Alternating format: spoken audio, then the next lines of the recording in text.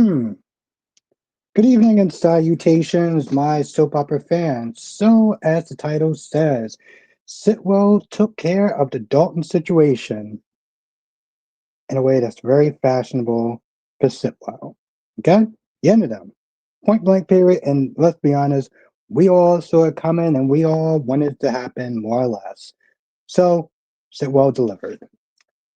That intro really just kind of brings me back to the good old days of GH, the Bob Gouda days. But we're gonna get into it. Amy's in the chat. How you doing tonight? Ryan's in the chat. How you doing tonight? Sean is in the chat. How you doing tonight? Susan R. It's good to see you. How you doing tonight? Allison says, "Is this it though?" Oh yeah, no, that's it for his ass. 179 is in the chat. How you doing tonight? Queen of the South is in the chat. How you doing tonight? Let's sit there and check this auto to make sure we are good. And I am actually on time. So very happy for myself. Very proud of myself actually.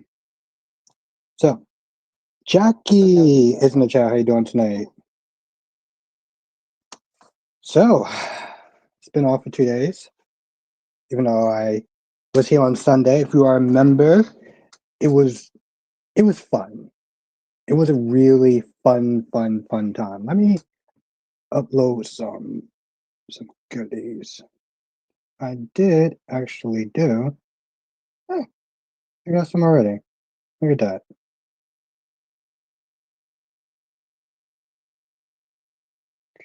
So to do that.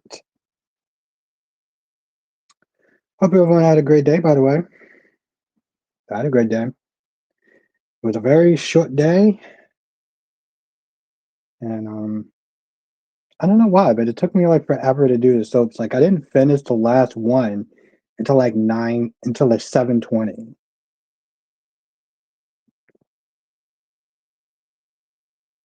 But I watch all five, so just is what it is. By the way, Alice is in the chat. I know some people can't see it, but Sean says busy week for me. Yeah, I know how it is. I mean, granted, I don't do your job, but like I know a busy week though. Okay, so I'm gonna start off small with some soda, and then when that's done, I got my big boy drink. Sean, not 80 Sean, other Sean. Sean said, "Did you notice how Britt never said anything bad about Drew when Jason mentioned him?" No, I didn't notice that. And again, there's so much going on. Allison says, "Do you think Sitwell throw the body in the river, and that's why Laura screams on the promo?" I don't even remember the promo, but I wouldn't be too surprised. See, my whole thing, Allison, is that I feel that Sitwell is going to blame this on Laura. I think that would be the smart thing to do, is to blame it on Laura. But, that's just a smart thing to do. Yeah, I don't know how I missed it. I mean, like I said, I was watching five soap operas, so um or Laura or Sunny. Could be Sunny. Could blame another body on Sunny, why not? Another way to sit there and get rid of his ass. I mean, listen, we all knew that Dalton was going to the upper room, okay? We all saw that coming. And hey, listen, now Charlotte and Danny don't have to sit there and purge themselves because Darlene, Blackmon. Darlene says, "Hi, Albert. I've been watching your videos for a while. Love them. Thank you. I think Laura will be blamed." That's what I was sitting there saying. That's exactly what I was just sitting there saying. And everyone, um, let's everyone give Darlene a warm welcome. Let's give Blackmon. Yes, let's everyone give Darlene a warm welcome. Thank you, Darlene.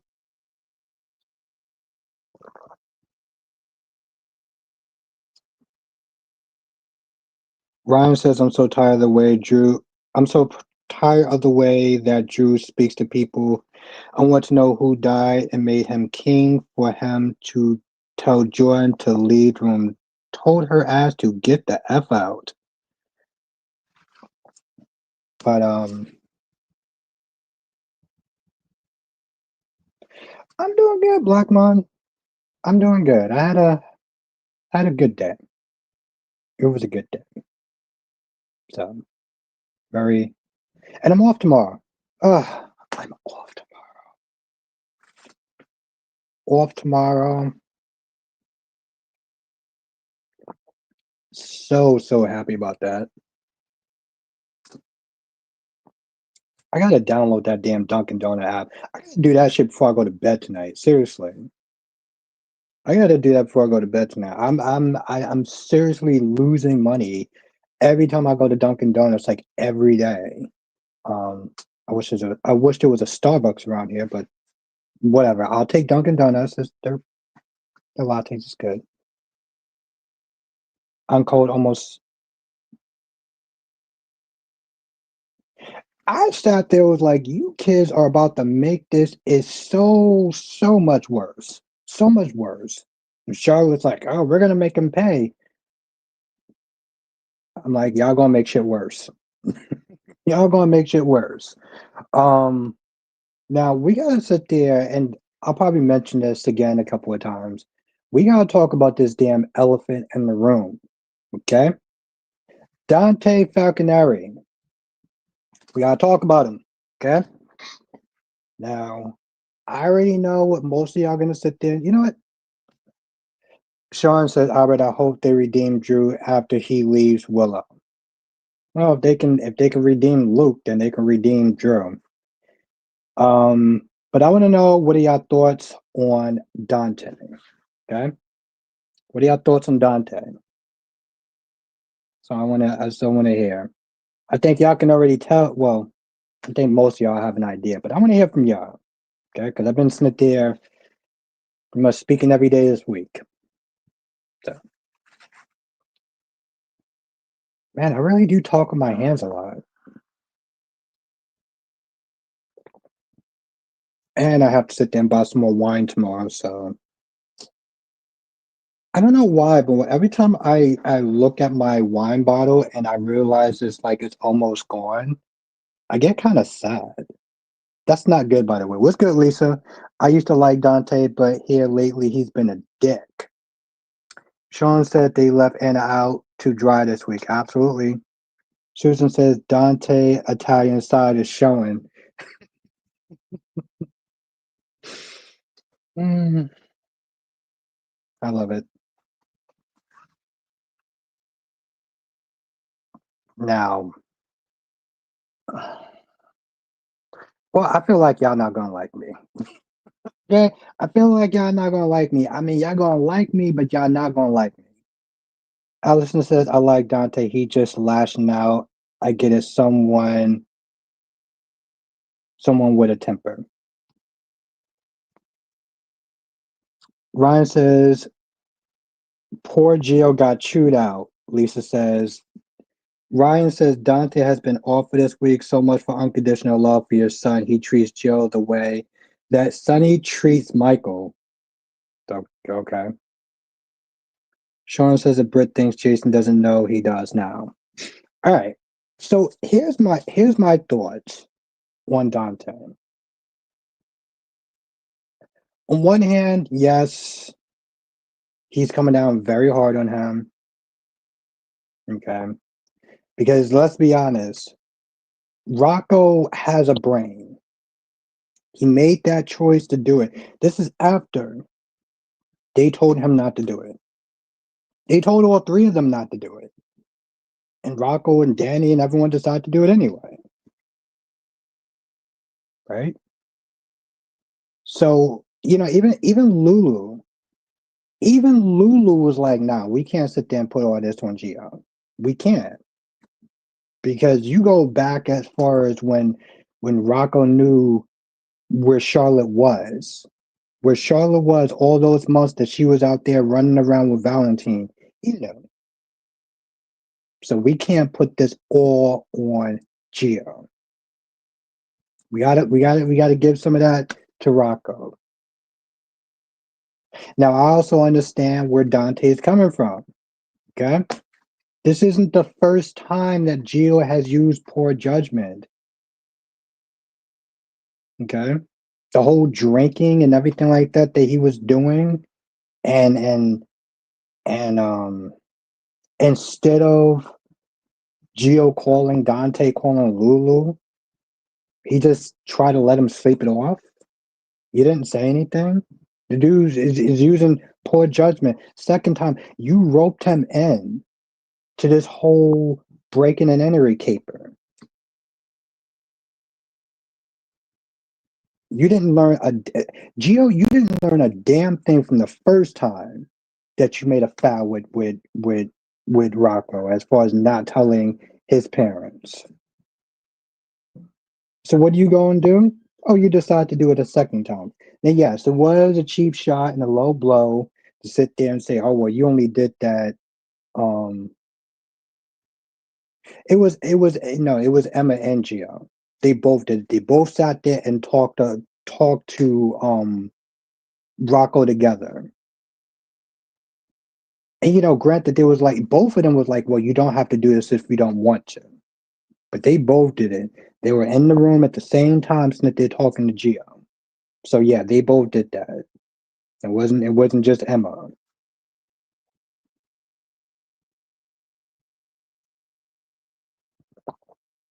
You wouldn't have came at him sideways if you know, yeah. And that's the thing. That's the second time. So you would think, okay, you know what? Listen, I messed up the first time. It was a mess up. We maybe started to get somewhere, but now you're going to use that same poor judgment, and you get your brother into this situation. Come on. So yeah, I understand where Dante's coming from. I understand where Gio does need to make better decisions. Yeah, Susan says, I feel bad for Brooklyn. She saw any hope of reconciling go down the drain for the near future. Yeah. Well, to be fair, she may actually get more of a chance with Gio because she wasn't there sticking up for Gio when Dante was laying into him. Yep, exactly, Darlene. So yeah, you understand this is the second time, and now Rocco is in a terrible situation. He's in a terrible situation. That's the thing, Susan. And granted, listen, there's plenty of blame to go around. Gio and Emma put him in that situation, but listen, you could have sat there and said no. You know right from wrong, but apparently you don't. So that's the thing, Susan, in chat. So that's all I'll sit there and say about that. Yeah, she's doing her thing, Sean. She doing her thing. So I guess that takes care. Now it takes care of the Rocco situation. I mean, Dalton's dead. So, like, unless the university is going to sit there and press charges against the three, which again, I don't. Here's the thing. I felt like Justine's also a person that screwed up. You just took photos. Wait, let me get this straight. You just took photos of the stuff that was broken, but no officer went in there to go and sit there and check. And you threw him in a detention center before CSU got a chance to sit there and look at what was broken.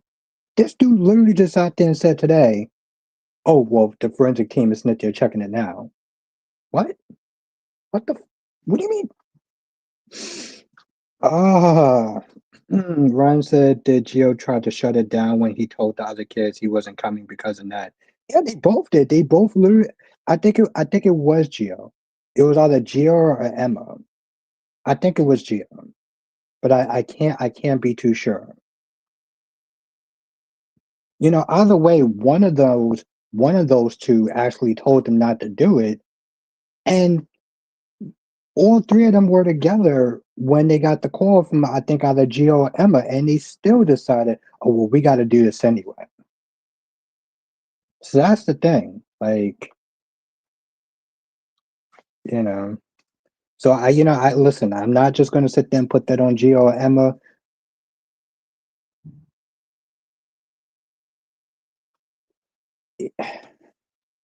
No, no, no.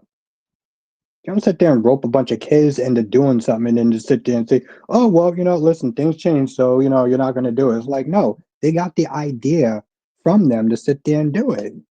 Listen, Ryan, maybe you have a little bit more grace than I do, but oh, thank you, darling. It was Emma. It was Emma that told him not to do it. It's like, nah, listen, it's off. You're right, because they sat there and said that and that was in the hospital and stuff like that. So it was like, nah, this it's off. But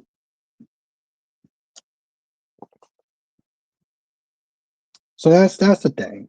But at the end of the day, listen, there's enough blame to go around. There's enough blame to go around. So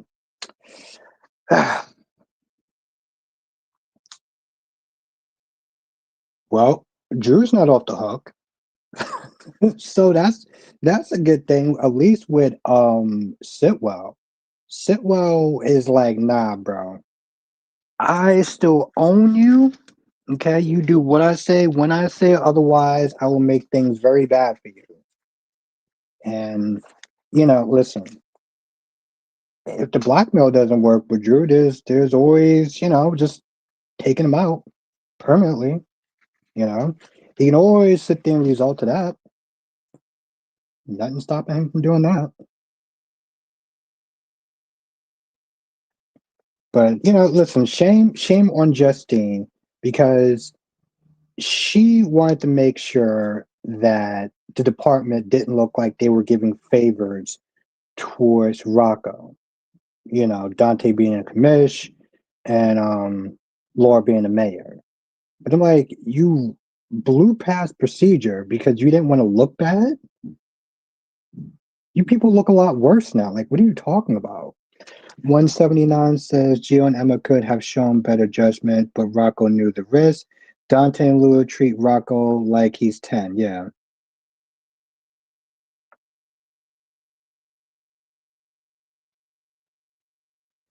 The PCP and Justine are idiots. Exactly, Allison. Exactly. So, and if I didn't sit there and say this before, I'll sit there and say this again. Trina needs to mind her damn business. Okay?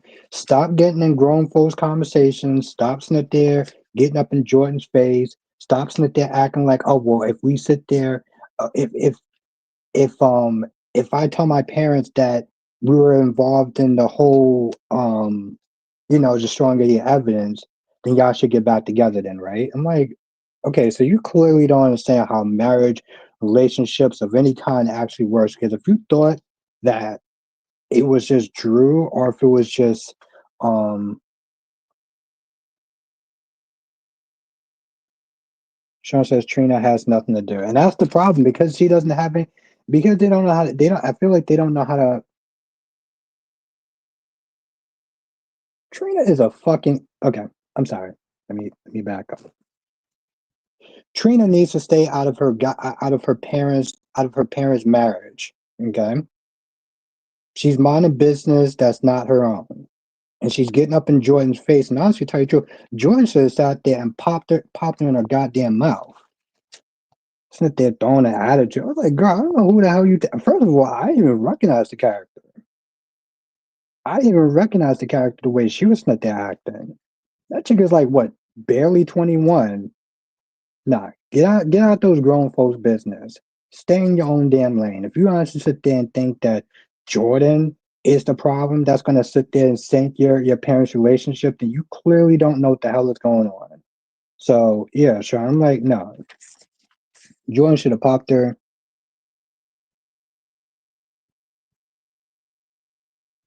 And that's not exactly Ryan. Jordan has been nothing but kind to her.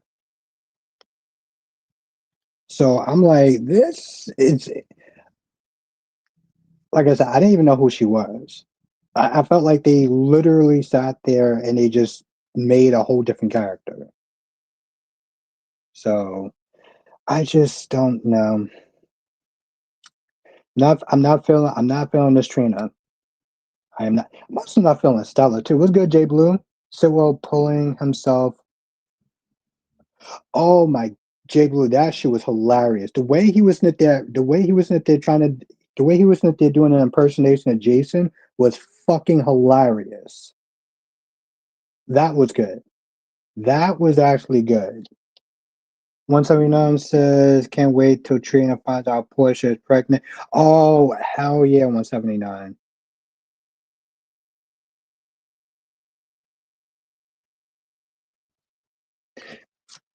Yeah, Sean, Bold, I don't know what the hell they're doing on Bold. I don't even think that Bold even knows what they're doing.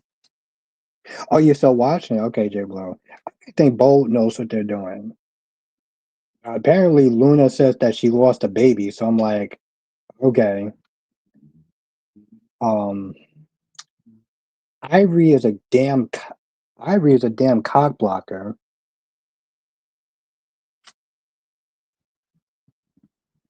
I just like,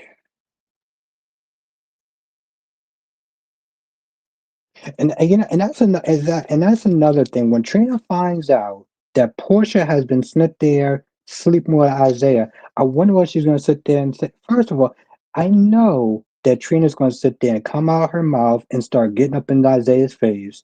And Isaiah, honestly, tell you the truth, needs to put that little girl in her damn place. If we're going to be honest, put her ass in her place because that's nuts. Let me see if I see those pictures already.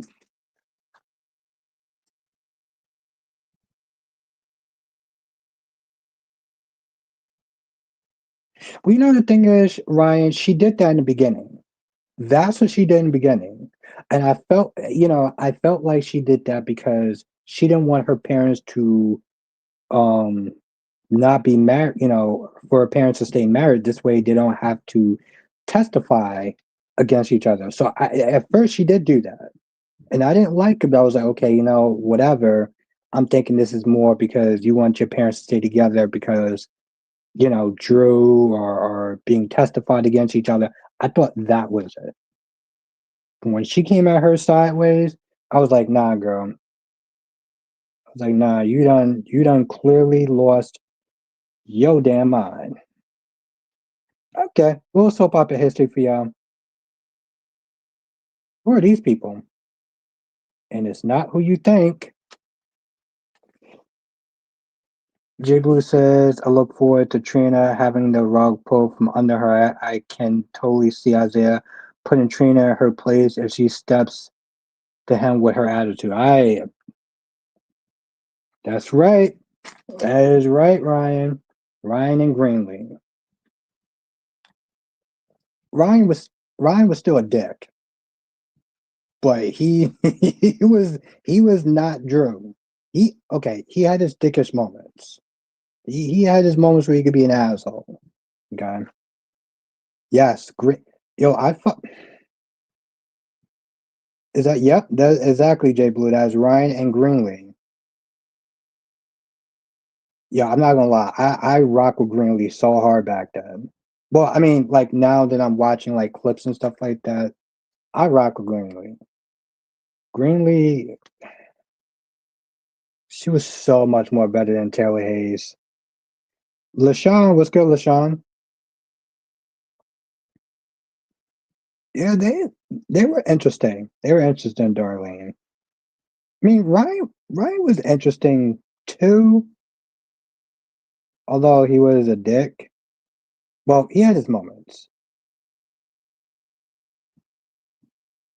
Now, who's that person? What's good, Freddie? Curtis was way too excited when he saw the baby sonogram. I believe it's really Isaiah's baby. I don't know. We'll see. I liked her as Hayden on GH. Yeah, Hayden was fun. You're right, Ryan. Hayden was fun. Allison says he was more like Jack, supposed to be a really good guy and a hero, but couldn't be for me. Yeah.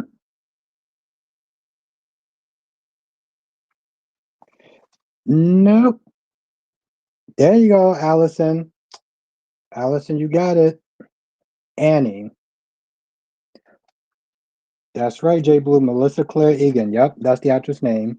And she played Annie. She was one of Ryan's, I don't know, wives or girlfriend. That's right, Sean. She is. She's on Y. She's on YNR now.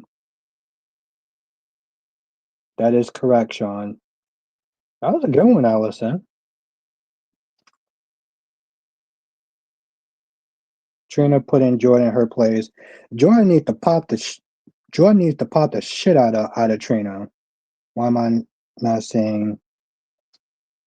Yeah, it's weird, Ryan, because it's. Let me put it this way, Ryan. Your default settings is on top chat. It's not on all chat. So you actually have to hit the gear, the gear button on your phone or whatever, and then you have to hit chat filter, and then you have to hit all messages. Jay Blue says Annie she became whiny later in the show when she and Ryan broke up.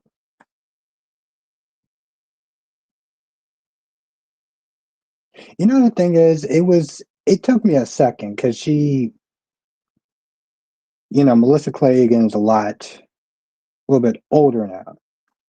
Yeah, right. I don't like how they did that. I don't like the fact that they um put everyone's setting on default. Like you literally have to press buttons to sit there and see other people's stuff. So that's why people can't see Princess, yes, Princess Jillian. Yep. Yeah, we watched Ryan's first entry on All My Children, and that's one of the women that he saw. Ryan says, "Do you know who played Andy's brother on AMC?" And no, no, I don't. I don't. I'm still learning a lot of stuff. I don't, Ryan.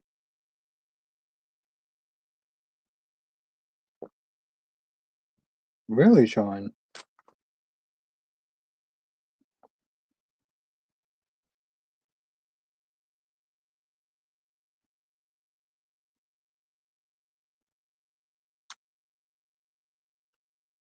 Is back on the screen today. Well, technically, he's Ryan. Technically, he's Ryan Lavery. So, like, you know,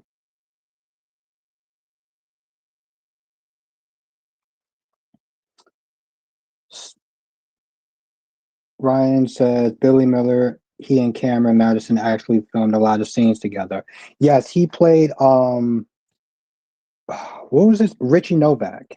Yeah, Billy Miller played a character named Richie Novak. Sean says she made Dylan think he knocked her up. Oh wow. But yeah, it's Richie Novak. At some point in my member stream, we're gonna sit there and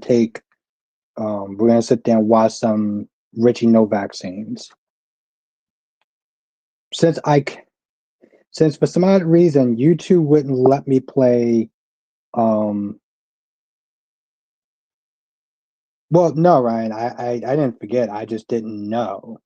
Um I've only started watching some of all my children's scenes in the member streams. So I look up the characters that we're gonna sit there and pay attention to, and that's how I kind of know them. But I don't know them because I wasn't watching it back then.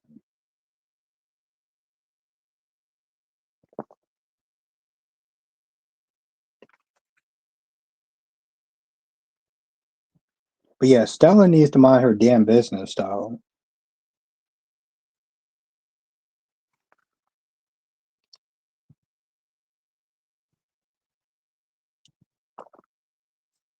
I try. Hit the thing is, a couple weeks ago, I tried to play some Billy Miller scenes when he played Jason, but well, YouTube would not allow that. So, what's good, Dolomedics? I saw clips, Ryan, but I never actually seen him as Billy Abbott. Um, just Jason Thomas. I've seen little clips here and there.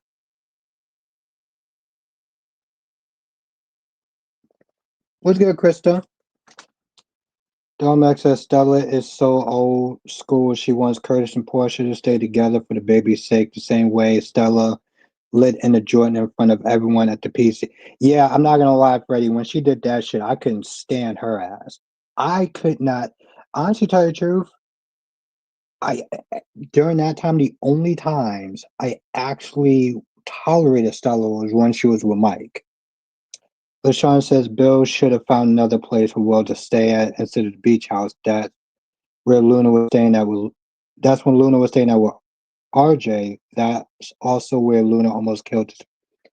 Yeah, but I mean that was a long time ago now. Like, I mean, hell, let's be honest. No one thought that she was actually gonna break out. No one thought that she was gonna sit there and break out of jail. Like, he couldn't have actually foreseen that. Yeah, Allison, that was the only back then. That was the only time that her scenes were tolerable because she was one nasty ass woman, Freddie. I know she was one nasty ass woman. When she came at Jordan at that police station, I think moving forward during that time, I had to fast forward through her scenes. I had to fast forward through Stella's scenes. I don't fast forward through people's scenes anymore, but I used to. And that was one of them. What's good, Jonathan? That was one of them.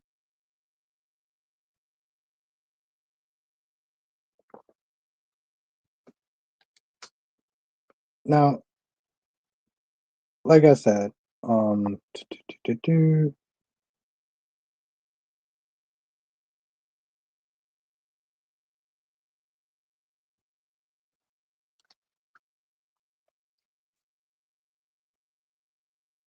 but the only scene that was actually worse, like that was really worse this week, was the absolutely, Jonathan. That's the title it says. Allison says that was such a sad story. I couldn't stand Stella back before the Mike story. Yeah, she was intolerable to watch. 171 says I fast forward through Lucy's scenes. Yeah, they made her a joke. They did. They've made her a joke. She was never like that. I mean, especially when she was on Port Charles. Forget that.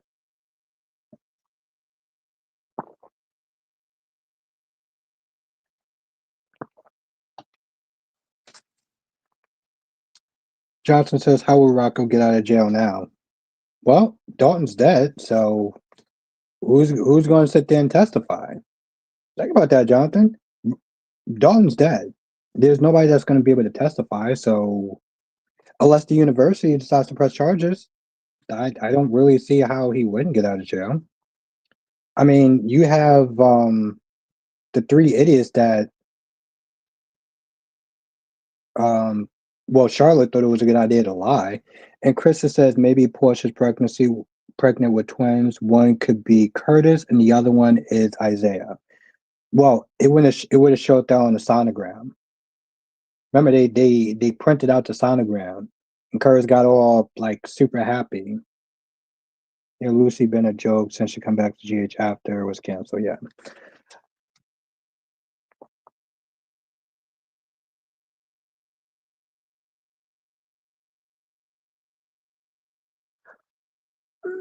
Well, here's the thing though, Jonathan. Even if it wasn't, right?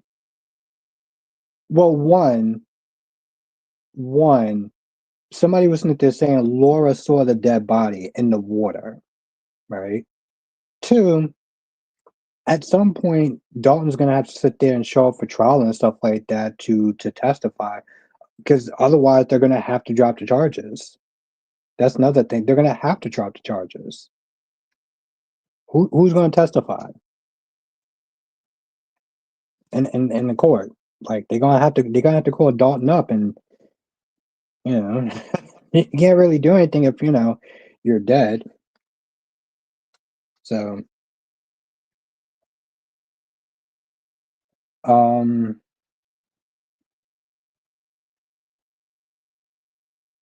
Jay Blue says the baby has to be a certain amount of weight before it can be tested for paternity.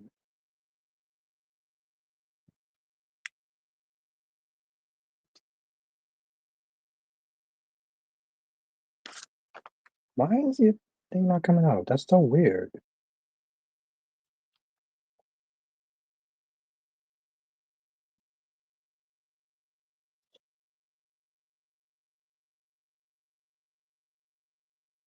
Yeah, Jonathan, and they ain't using them so well. I mean, listen, I like Billy Flynn. That's the saving grace. Um, Domac says it's funny that Lucy was treated as a more serious character on the show that featured time travel and vampires than she is on GH. Yeah, that's saying something.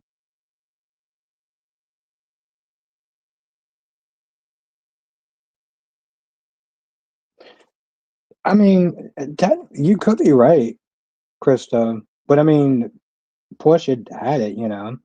Eagle says Sitwell's cap in Dalton was the best part of GH. Yeah, his ass had to go. His ass had to go. Yeah, it's funny. We talked. What the hell? Yeah, we talked about that earlier. No, what the?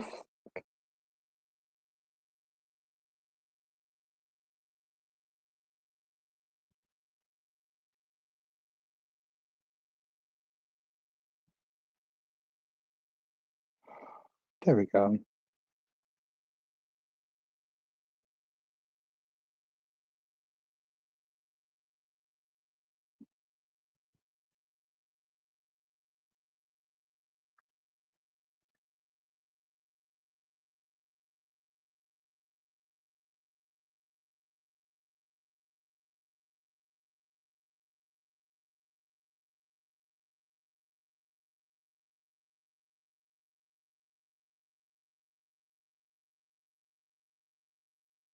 I'm not ignoring anyone. I'm just seeing what the hell is going on.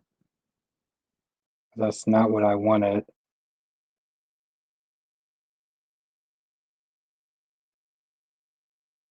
Okay. Nope.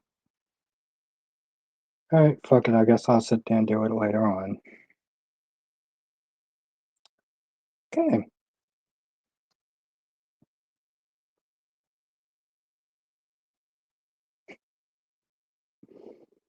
Okay.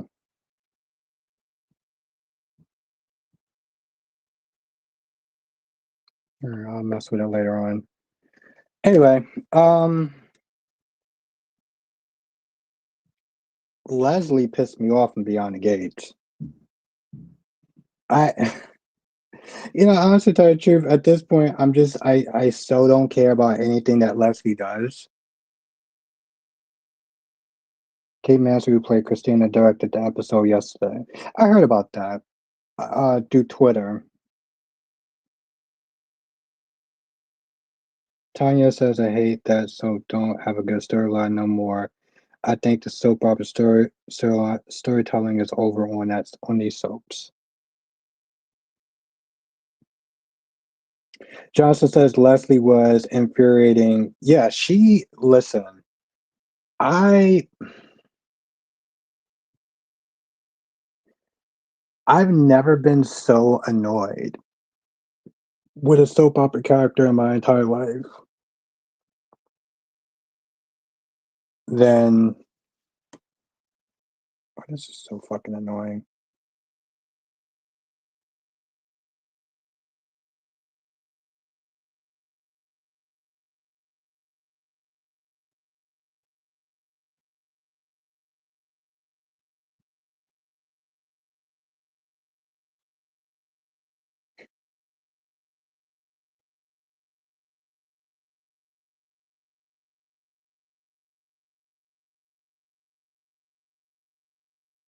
Oh, there we go. Jesus Christ.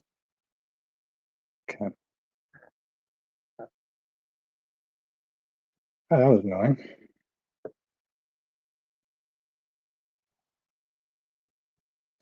It's just like in my whole thing, like she was so Jonathan, she was so over the top. It was like it was beyond infuriating.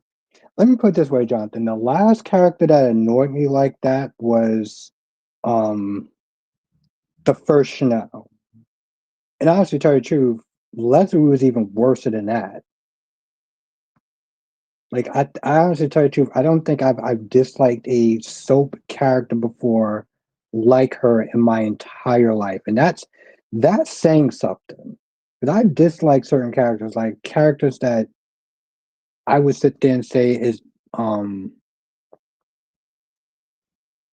not tolerable to sit and even watch. Yeah, where's Kevin Collins at? She was straight up nasty. Like she was intolerable to watch. And I've only felt like that with a handful of characters. J Blue says, "Is Emma gonna figure out that Joss is WSB eventually?" Yeah, and that's the thing, Jonathan. That's the part that's really sad because listen, she's going through it with her surrogate mother. But the problem is, Jonathan, I'm gonna be honest, and I know it sounds cold hearted. I don't give a shit. I don't care how she feels. I don't care that she feels sad and stuff like that because she was so nasty that it literally like sucked out all the empathy I have for her. And that's a shame. That's a real shame. I mean, my whole thing is like, I'm not surprised that Laura won.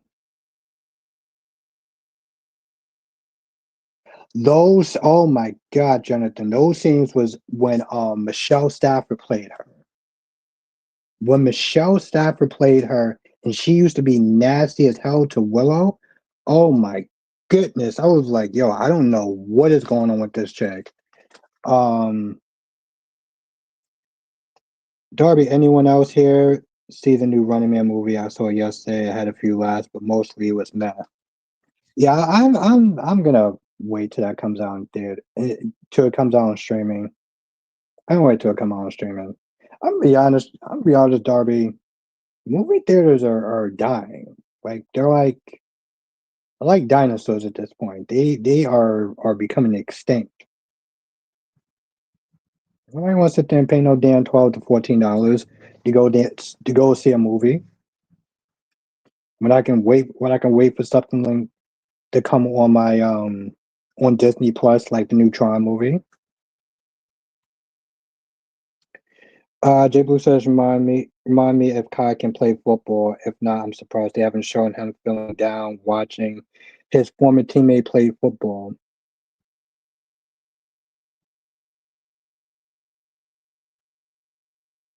Johnson said I heard WB could be sold as soon as tomorrow. What else did you hear, Jonathan? Because there's something that's really big that's going on. And I want to sit there and see if you know what it is. I'm not gonna get too much into this because I want to kind of keep it about the soaps, but you heard about the other thing now, right, Jonathan? You heard about it. You heard about it. I didn't get a chance to make a video about it, but you heard about it, Dom. Yeah, you heard about it.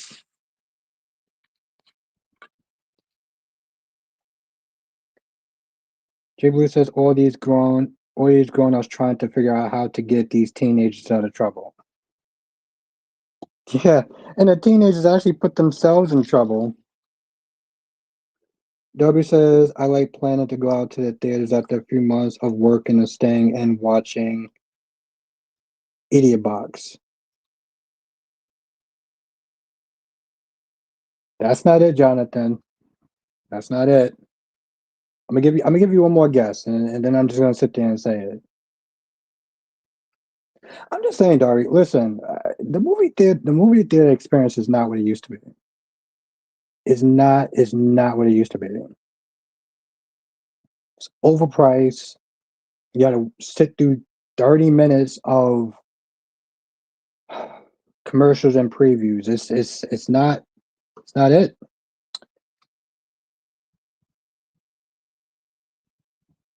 What's good, Kevin? No, it's not soap related. It's not soap related. Let me give you another guess. DC is about time because every time I had time to come to your live, you were never on. Let's everyone say what's up to DC. What's good, Kevin? You showing your age again. Darby, I'm being honest. Come on, Darby. You gotta face the facts at some point, bro. I'm actually more sad about? I have to get another bottle of wine tomorrow. I don't like it. There's something that's just really sad about my wine bottle being so empty. I mean, I'm kind of joking, but I'm not. That's right. It's DC Soap Sanctuary. Damn, it's been a minute, DC. Allison says I like watching at home better so I don't miss anything when I have to get snacks. I'm like dealing with assholes at the movie theaters. Okay, Jonathan, I'll just sit there and say it. Okay, I'll give you a little preview. Jonathan, the universe is back. It's coming back. DC says not being sad about the wine bottle being empty. There you go. DC being a brat, just like the usual. The liquor stores across the street. What a hike for you. Still, I'm a busy man. Come on now. Think I got time to be going to the damn liquor store?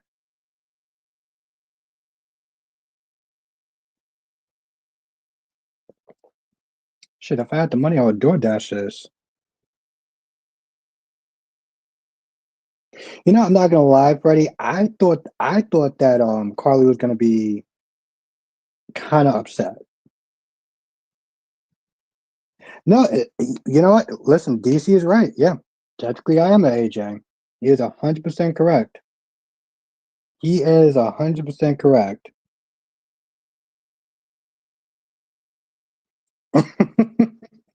Johnson says if you're talking about the Snyderverse returning, please do not buy into that. I'm just saying. I'm just saying, Jonathan.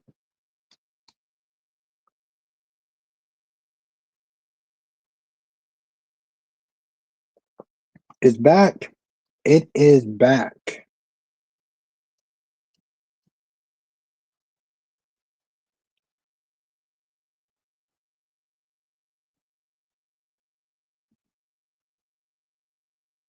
I agree with you that.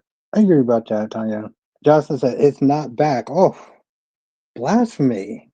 Oh my God. Oh, Jonathan, what happened to the other project you was working on? The why is Will on days looking like an old man? Because he's a lot older. I mean, come on now, bro. Dude is up there in age. The guy has been a kid on the show. Kevin says, "Do you think they're going to bring back this?" I do, Kevin. I think they're going to bring back the Snyderverse. Okay, all hope in the universe is going to be restored again. It's going to be fucking glorious. I like James Gunn as a person. I think some of his movies are good, but we need to sit there and collectively kick his ass out. Okay, as one of the channels I was sitting there watching, he pretty much was like, keep your wallets closed.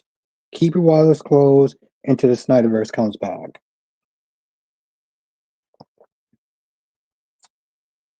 Dominic says, I heard about the Snyderverse rumor, but I don't think it's actually coming back. They have to do too much restructuring. Johnson says, please, Abba, you're smart. Oh, Jonathan, you're a gem. Abba says, Tanya, it's a new stove. They haven't flashed everyone out yet. Let's not even Leslie's ass.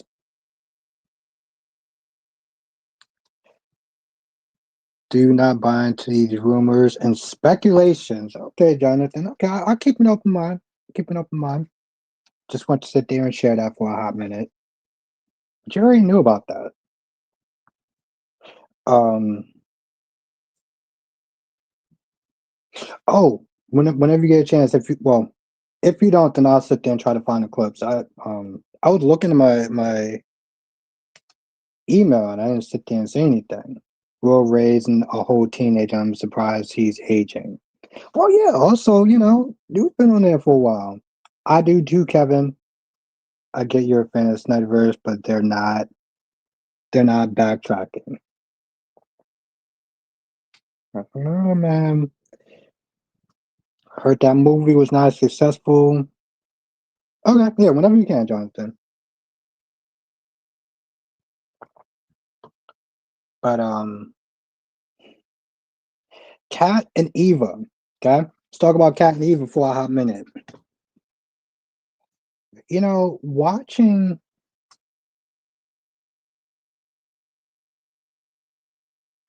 Freddie says with Tracy, she's over in France. She needs to see about that. The Superman movie was more successful than you think. Kevin says I heard rumor car really Cat Abigail. Hmm?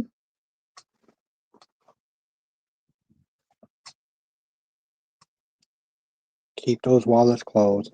Okay, all right. I didn't. Okay, here's my thing about Eva, which really annoyed me. I felt like when she was talking to Ted, she kept sitting there making excuses. Like, girl, you shouldn't have walked. Trust me, man. Okay, all right. Jonathan, I'm gonna keep an open mind. But I didn't like when the Cat and Eva fans, lost every loving minds on today. It's become like the Steffi versus Hope fans. Listen, I didn't like the fact that Eva was sitting there making excuses for her parts and her bad behavior. Okay. She sat there and slept with Cat's man. And then she was like, oh, but they weren't sitting there dating at the time and she was sitting there turning her away.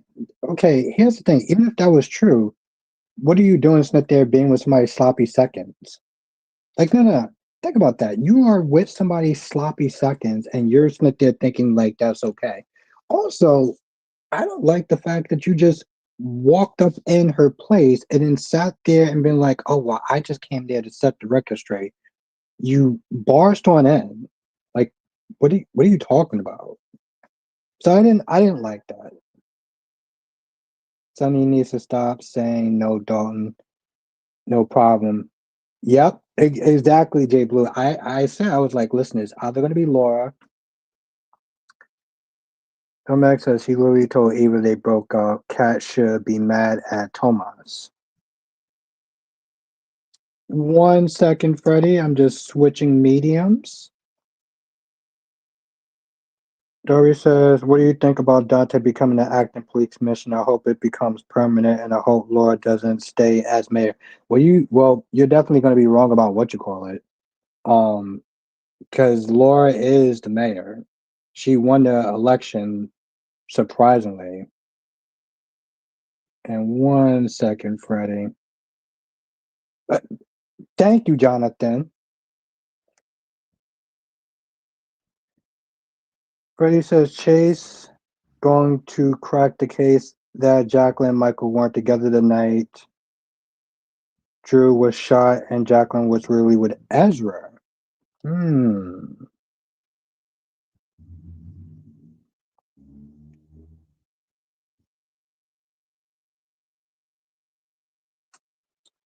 Jay. Chase is a smart guy, so he gonna figure it out. I mean, let's be honest.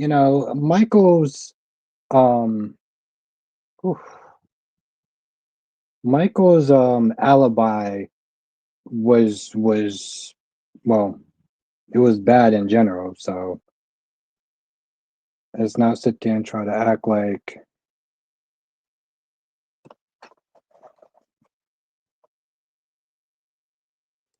I just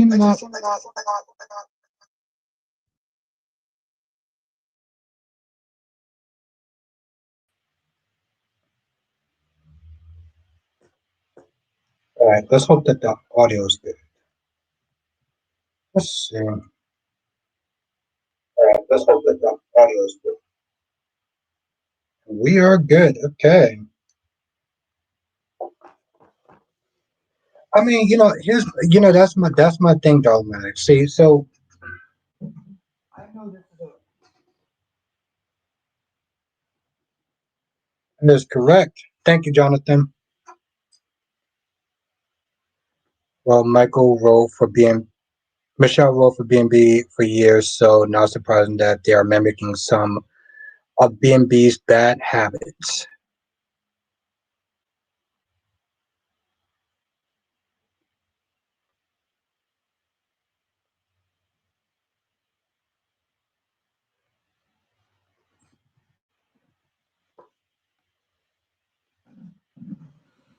That's not.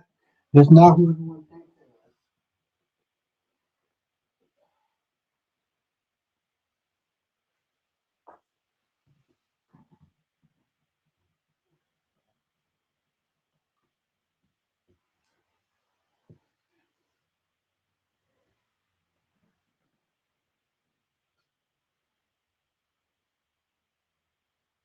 Well, technically, that's just Cameron Madison, but um, the algorithm is out to get you. Oh, the AI algorithm's out to get you. I'm not too surprised. Yeah, Jonathan, I read that on Twitter. I think Laura Wright was there saying that she did a great job or something. Jubu says he did see Jacinta that night, but not the whole time. How does Jacinta forget she was with someone else that night? Michael specifically asked her if she was free for the rest of the night. Yep.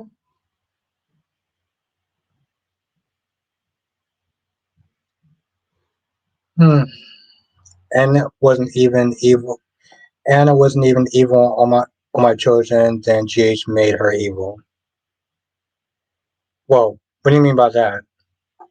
I mean, yeah, she has a twin named Alex. Oh, Alex. Oh, so Alex wasn't evil on all my children. I love all my children.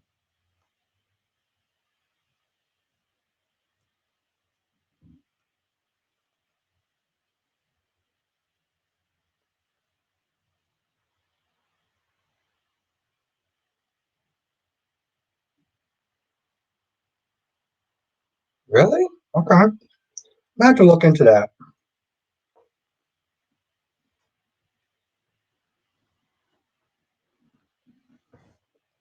I'm gonna have to look into that. But I don't remember that. Yeah, I thought Alex was just a nice doctor on AMC. Really? Wow. Oh, well, I mean, I guess I have to take your word for it and try to do some actual research on it. Because, like, on GH, they pretty much kind of make them like mortal enemies and mortal enemies and everything like that. So I'm like, Alex was like, she wasn't bad. Like, okay. Yeah, basically spent the same was that when she was married to Dimitri on AMC. Then GH ruined her. Well, why am I not surprised? Listen, I love GH, but like Alex better than Anna. She always serious, but Alex is cunning and evil. I mean, listen, I love GH. I've been watching this since high school, but and I mean, so far, listen, GH. Well, why not surprisingly holding their own? Stuart Brooke, Orphe Dixie, Tad, Erica Kane, Kendall. Kendall seemed like she was an interesting character. We gotta do a night of Kendall. Kendall seemed like she was an interesting character.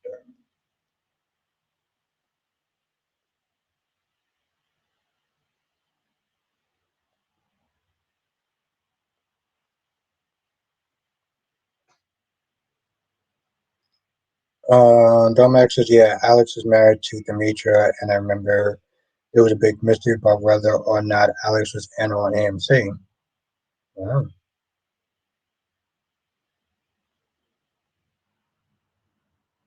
yeah she's, listen, she seemed like she's a firecracker.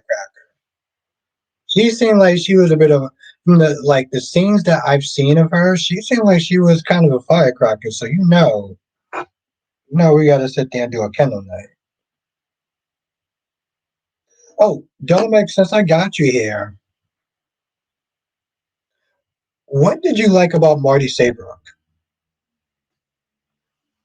I remember that was one of the things you were saying. Was like, we got to do a Marty Saybrook night. What did you like about Marty Saybrook?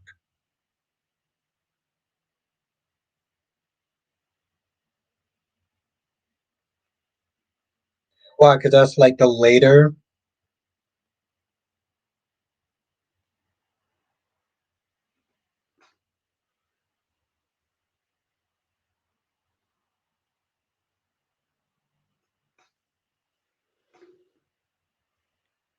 I need my all my children fans to sit there and answer that question. But yeah, what did you like about Marty Saybrook?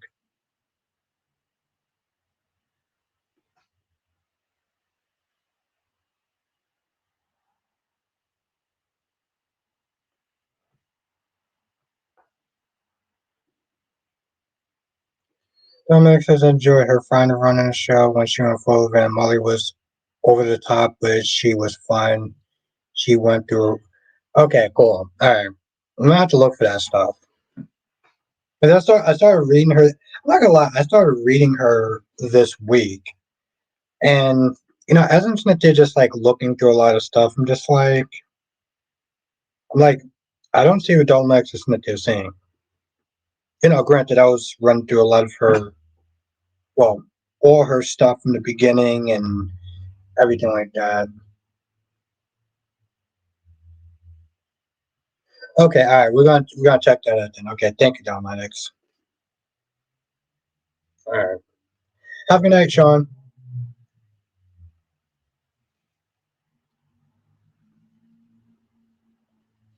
Yes, we'll see you tomorrow. How you doing? How you doing, De Havilland? Is damn, it's good to see you again. All right, I gotta finish what they're reading her then. Okay. All right, that's good to know.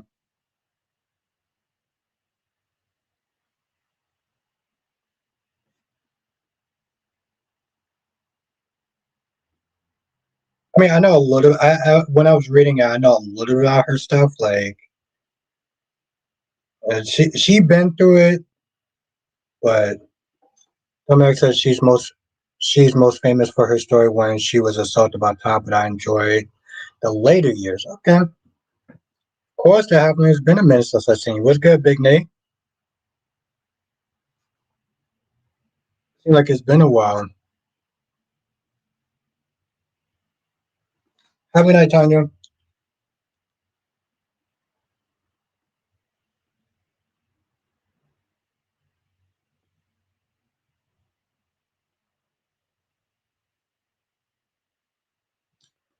Freddie says Albert Isaiah still doesn't know he could be the father. This is a mess. I can't wait for self-righteous Portia's secret to come to light.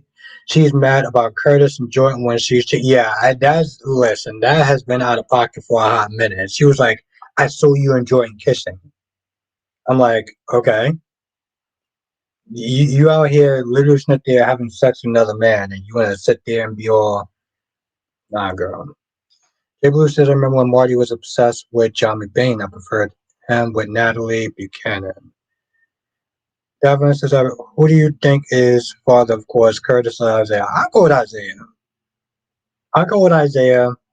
Because I feel like Isaiah would have more of a purpose on the show. I feel like they would give Isaiah a little bit more if it's Isaiah. Have a night, Jay Blue, and yeah, those 5:30 in the morning wake up calls is no joke, no joke whatsoever.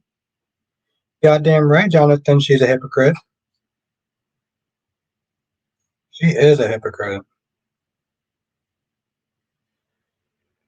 You know, unfortunately, I didn't get a chance to do a Days of Our Lives review.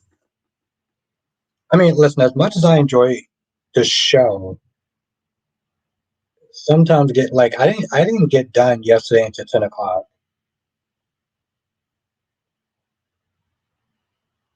Liam Smith, they're trying to rob Cat, and apparently he has a son now. I know it sounds kind of messed up. I'm like that that child may actually benefit like being in the foster care system than being with Liam.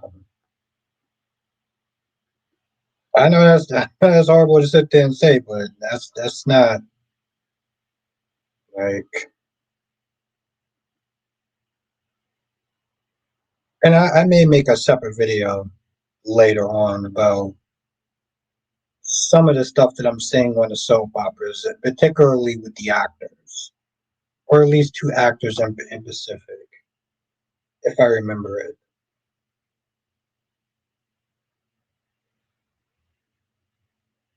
But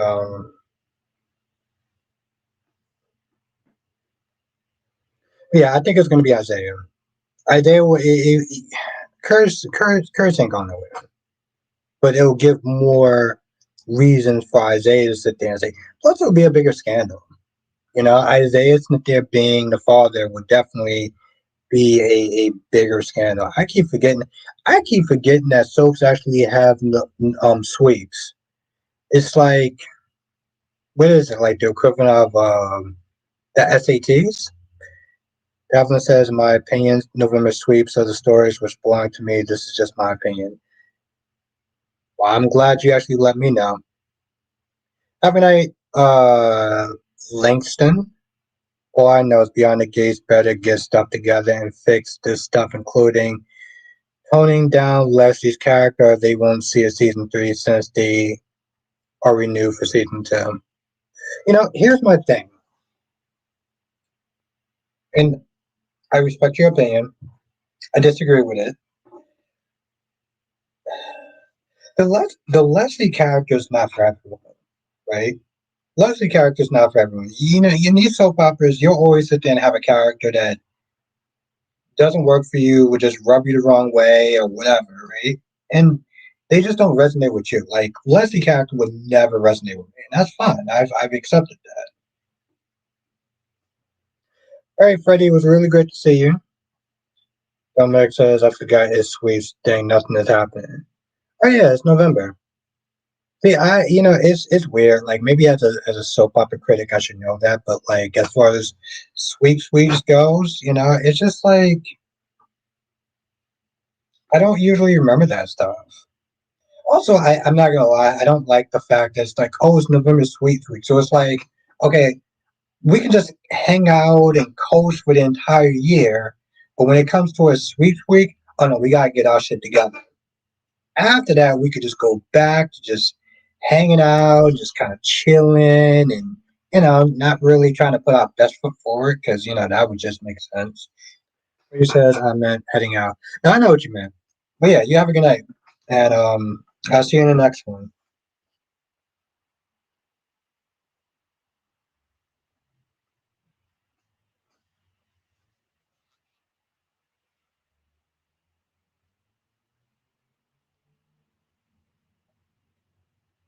Maybe I just subconsciously don't even believe in sweet weeks. Like, just make the show good. Make the show good. That's what I'm asking. Make the show good. For anyone that actually cares about Y&R was actually pretty decent today. I don't know. I feel like Y&R has definitely been stepping their stuff up. Tiffany says sweeps don't hit the way they used to. Oh, Tiffany, that's not the only thing. But yes, that's one of the many things, though. And Bostic. I know.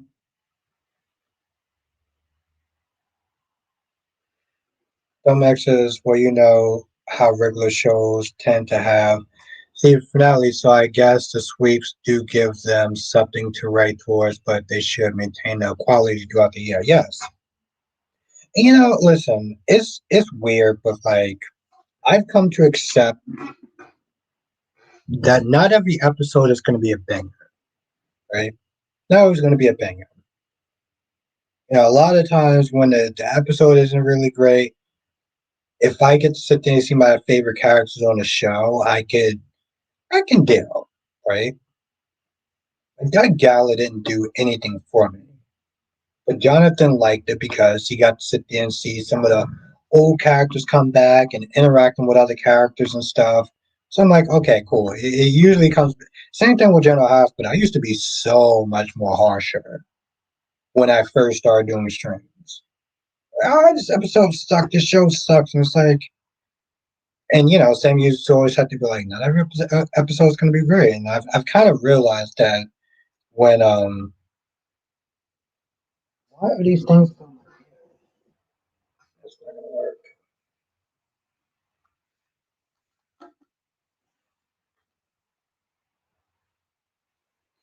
Some extras, I think, is because they don't really have the stunt budget sweeps used to give us explosions, hostage crisis, and big events. We don't get that anymore. Yeah, um, I was sitting there thinking yesterday the hostage, well, the Metrocraft hostage crisis, the hotel fire, um, oh, um, yeah, even on all my children. They had the Pine Valley tornado. That affected a lot of stuff, and I think they killed off Babe at that time. Yeah, exactly. Yes, Allison. Like I was just saying. Yes, of course, the water pathogen, of course. Yes, Jonathan. But I was talking about the tornado on all my children because like that affected a lot of people. And it was kind of an umbrella story. People got hurt. People got killed. There was a baby that was not there missing that had to go across all the soap operas. Like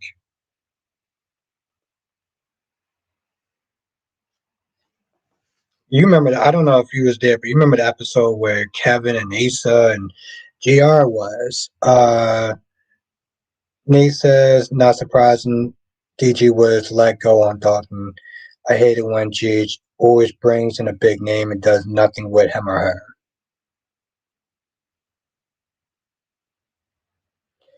Brian says, I want to know what Christina Wagner ever did to ABC to make them threaten Felicia. Oh, to make them treat Felicia the way they do. She's an iconic character and is given nothing to do. Hmm. Yeah, maybe we got. You know what? Thank you, Ryan. Maybe we gotta sit there and do a Felicia night one night. See, Felicia was doing all this great stuff before I really started watching the show, right? So when I came in, it was just like, oh, I'm gonna be honest. I just saw her as a deadbeat mom that just kind of left to go chase a man. To be honest, even if they gave us a good catfight or opportunity reveal, I'll be happy. Yeah, that's what I know her for. But you know, listen, and I'm not gonna harp on this too much, but I feel like it needs to be said.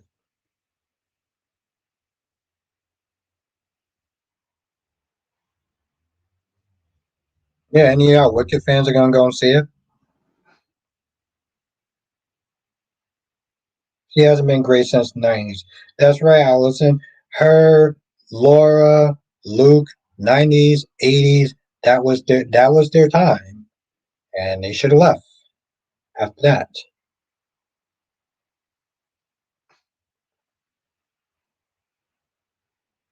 No, actually, I don't.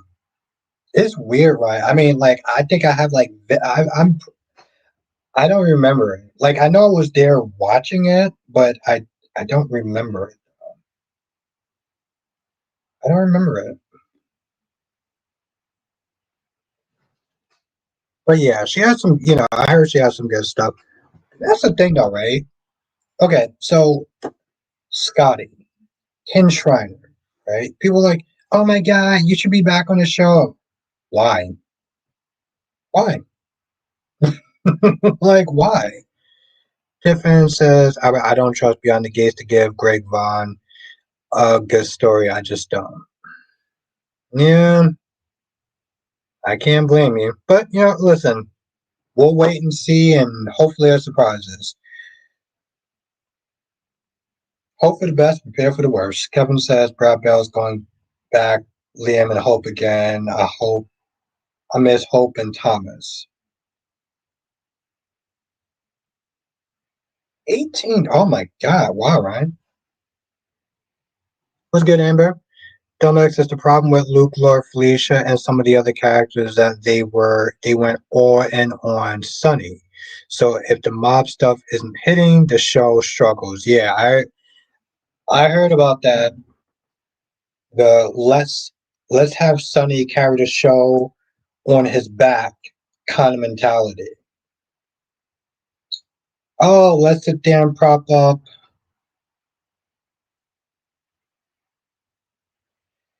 In my eyes, no. I mean, right? Here's the thing. I'm gonna be honest. He was a rapist.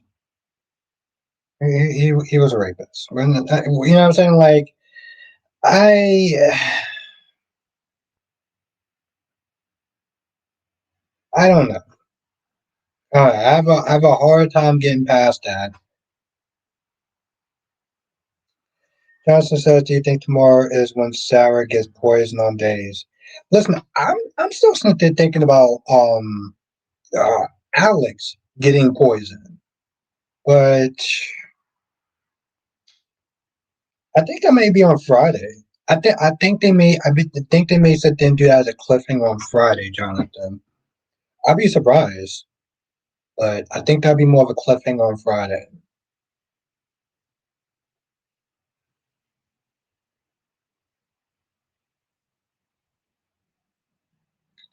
But I don't know.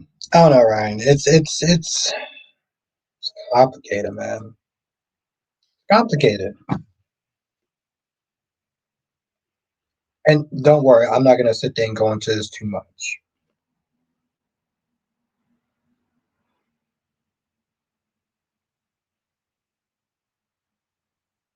That's why they are the biggest soap couple of all time, given what happened. Yeah, I know, Ryan. My dad still remembers watching the episode. Dalvin said, "Did you see Sidwell shoot some man?" Yeah, it was Dalton. Yeah, Sitwell shot Dalton, and I'm okay with it. Like, I'm okay with it. Like, I mean, you know, when was the last time we actually really saw somebody shoot someone on the show? It's been a little bit too long. Allison, I did, and yeah, I know, and it's so complicated, and that's another thing, Allison. I feel. I mean, don't get me wrong. Like Luke has some. Don't get me wrong. Luke has some great stuff. I'm not gonna sit there and be like, "Oh my God, I hate Luke for what he did." Like he has some great stuff. Okay, he has some great stuff, and Todd has some great stuff too. So I can't sit there and be a hypocrite and be like, "I saw Luke just as that. He didn't have some good stuff." He had some good stuff. Todd had some good stuff. Luke has some good stuff as well. So I don't know about the redeeming part, but I will sit there and say I enjoyed a lot of the stuff that he did. Right?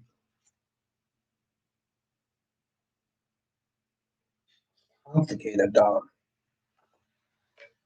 And again, I'm not going to sit there and go into it. So if anyone sits there and says, "Oh, let's keep it about the soaps," I'm keeping it about the soaps.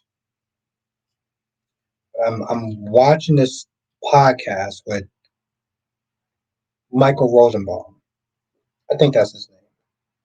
And he's interviewing Allison Mack, and like that is complicated as fuck. She was a perpetrator, but she was also a victim. Rand says, let me rephrase the question. Do you think that Luke genuinely changed? I mean, yeah, he changed. But, like, him changing and how I see him is two different things, right? He can change, but I can't sit there and erase what he did, you know? But I can't sit there and erase what Todd did. But I enjoyed his character. I enjoyed the stuff that he did, you know? And I know where you're going with this, Ryan. I know where you're going with this, but that's why I brought up Alice and Mac because what the fuck? Okay, well that was weird. And just like I said, just hearing her story, it's like people want to condemn her, and I can't knock them for that, but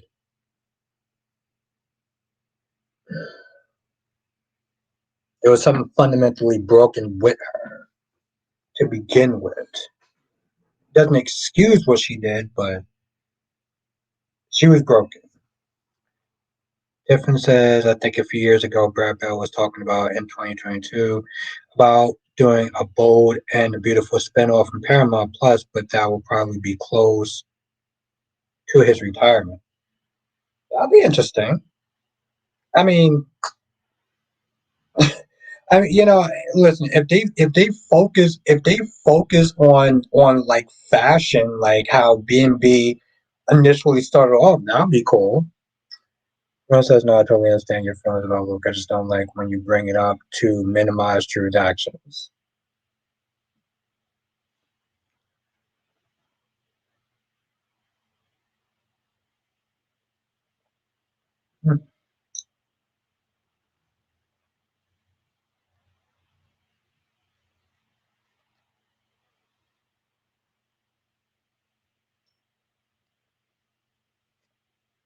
I get you.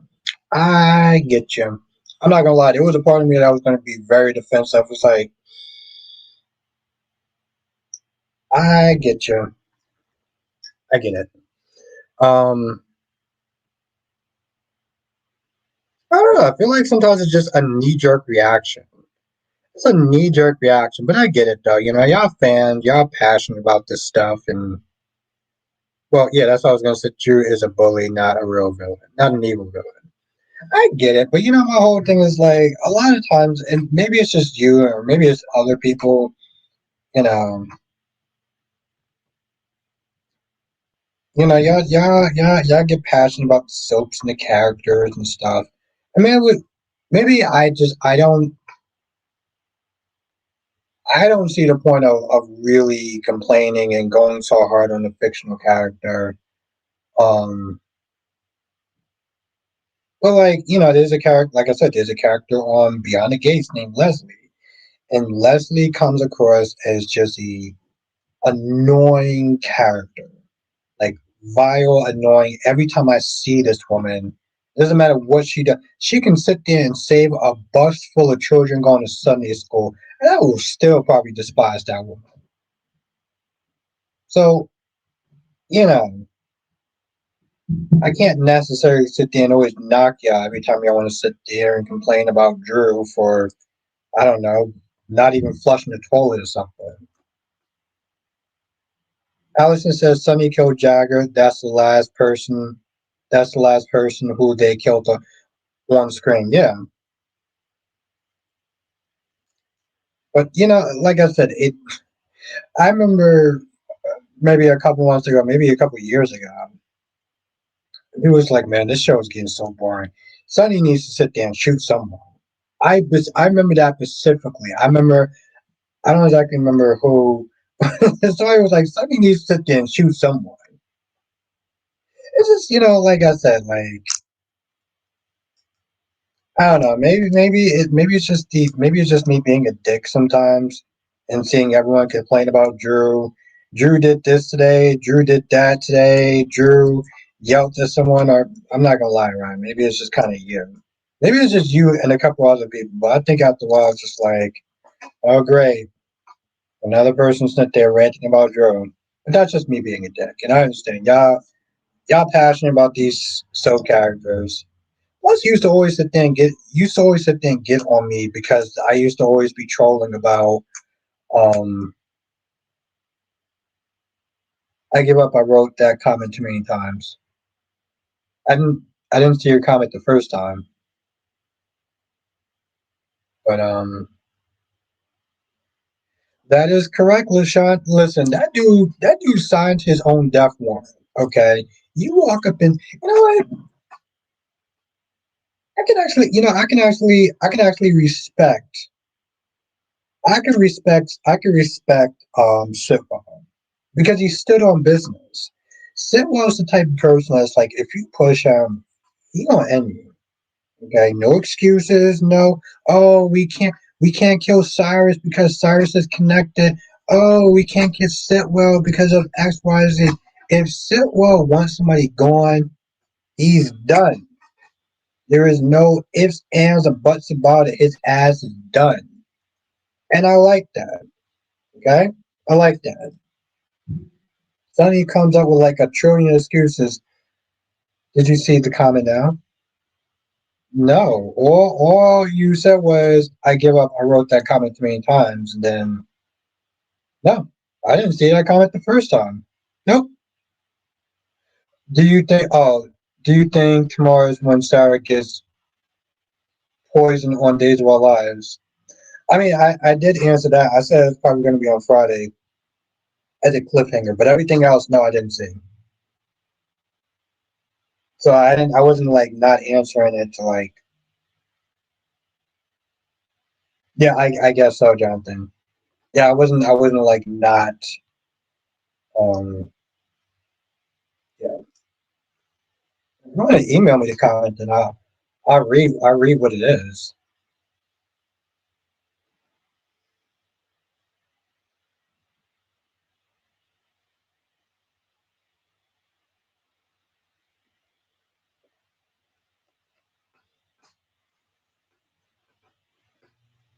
I'm not gonna lie, bro. I love when Alexis brought that shit up. I love when Laura Wright actually brought that up on Twitter. Um, but I'm not gonna lie. I don't know where Rick's attitude.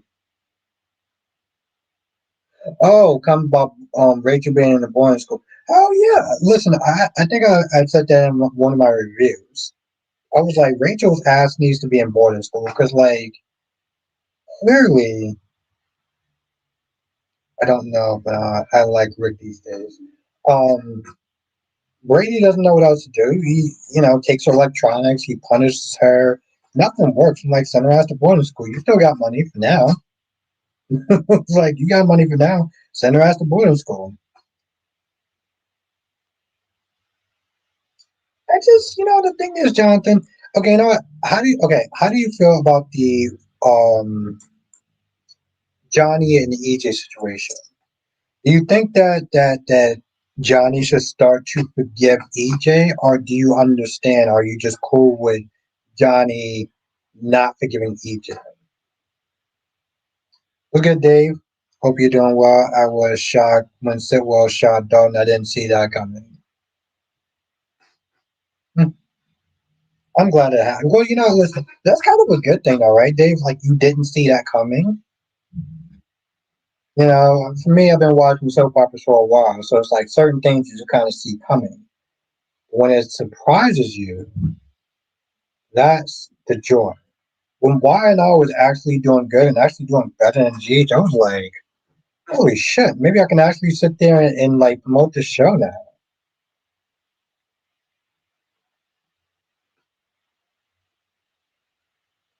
Give EJ for what? I guess I have mixed feelings about Johnny still being upset with EJ. So EJ, in an effort to sit there and get his son from going to jail, he did some sort of AI deepfake and had it where it showed Johnny's wife arguing with EJ and making it seem like she could have been a suspect.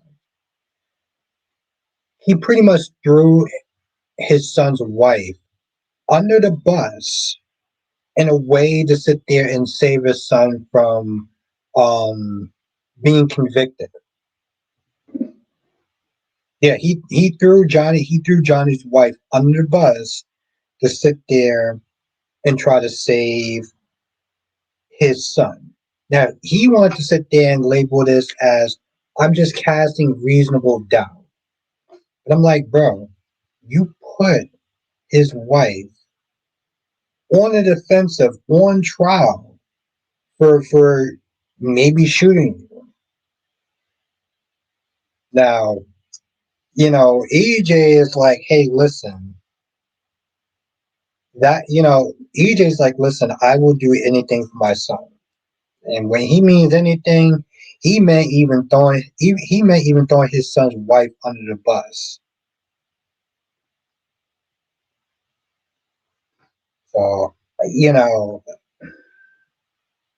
then the whole, that's your father, he's your only father, he did it out of love, forgiveness, are you willing to forgive? And forgiveness is a very, very, very tricky thing. And Ryan says he couldn't do that to someone besides Johnny's wife. No wonder Johnny's upset. Exactly. And it says Dalton's out here, but his character was wasted, and I wish he got more out of his story before he got killed. Tim Madison has pointed out that his daughter can see the comments that attacks him personally instead of Drew. Yeah, and that's something. Yeah, I gotta make a video about that. Um, because it's gotten to a point where it's gotten out of control. You know, is listen. It's one thing if we all come at the character, we talk ish about the character makes us feel something. That's great, right? But when they start coming at him personally, this is where I start to have issues because here's the thing, it makes everybody looks bad. It makes everybody looks bad. Shout out to Jonathan, right? If I miss people's comments, don't get upset with me. Jonathan, he suggested a Eddie Ford night, played by John Shipper or something. The guy from The Flash. Now he seemed like he's a great guy, but his character was an asshole, right? Cameron Madison seemed like he is an awesome, awesome person. The character is an asshole. Oh, John Wesley Ship. Thank you, Jonathan.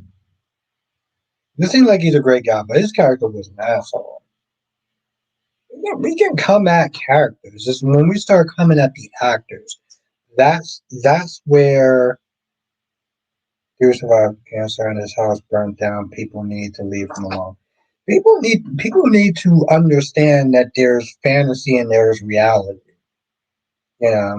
Somebody throwing a damn apple at him is nuts. And the sad thing is that he had to sit there and try to laugh that off like it was funny. There's not a goddamn thing that was funny about that. The guy who played on YNR, what's that guy's name? He got let go. Jeremy something. Um, Damn, I forgot his name. The hell was Jonathan Ed? What was his name? It wasn't Kane, but the guy who was working for Kane, he got killed off. That was his name. Jakarius, how have you been?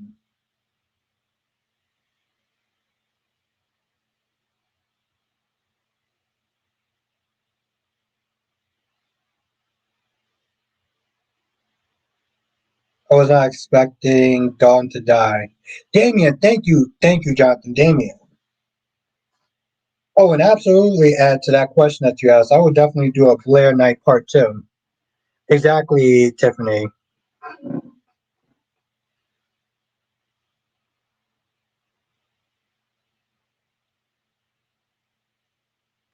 I mean, right? He wants to sit there and defend his character. He wants to defend his character. Ain't nothing wrong with that.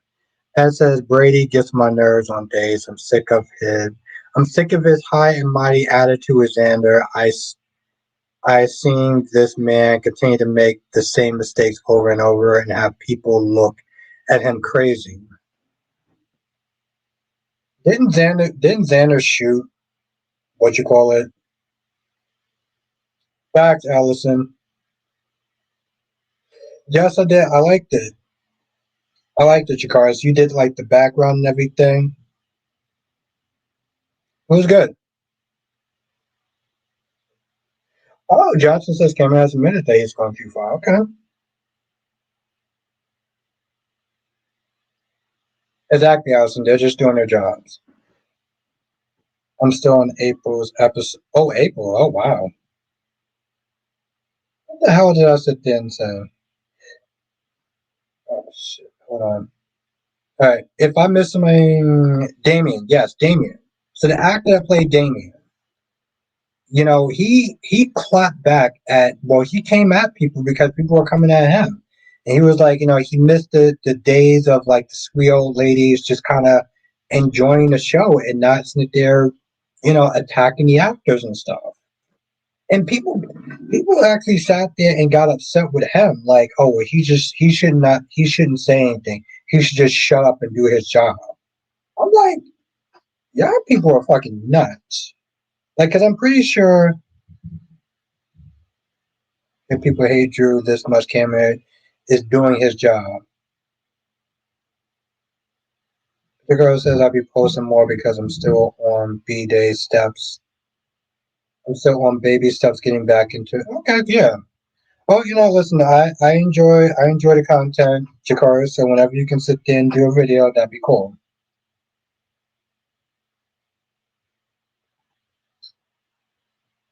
Yeah, I enjoy it. But like I said, people came at him sideways and he clapped back and they were like, how dare you say something? You know. But see, this is where it annoys because like now Cameron's family is being affected by these insane people, by these insane fans, and that just that makes me so angry. I'm not even gonna lie, that shit just makes me angry. Like his daughter should not have to be sitting there reading. Have a night, Tiffin.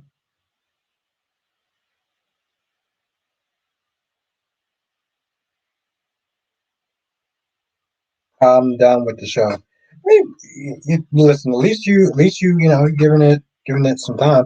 Spike Quick says, "Albert looks like Britt's death was real, and she woke up.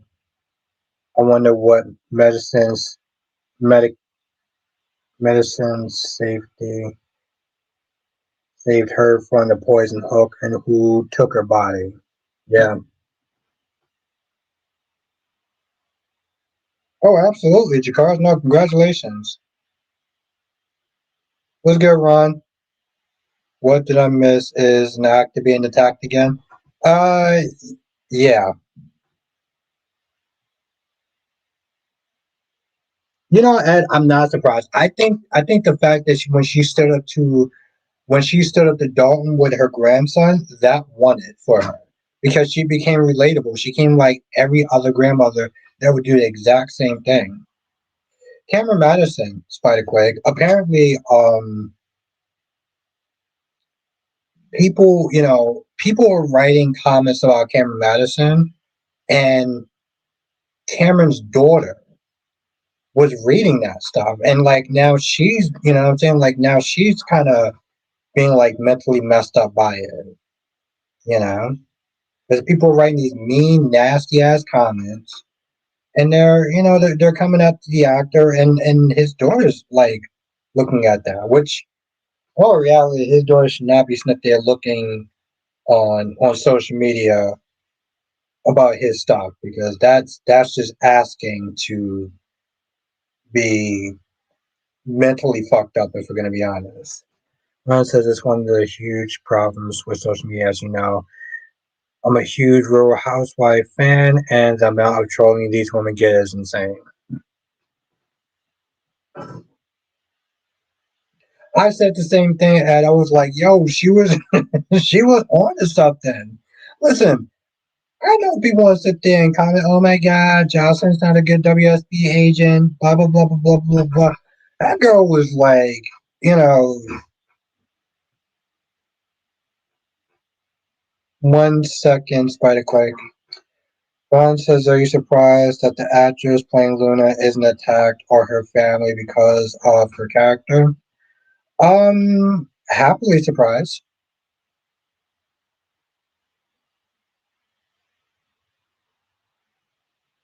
Oh, Jakaris, I would never judge you. I'm very happy that you finished up school and stuff like that. Soap stuff can wait. Spikequake says, "That's wrong, but I get why people do it to Drew is such a good actor, like even me. I just don't like the actor because he's so good at being a bad guy, yeah."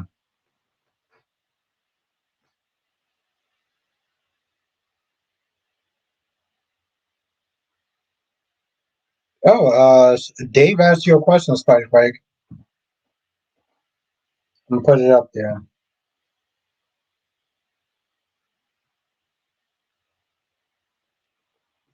Spikequake has had that picture for what, 3 years?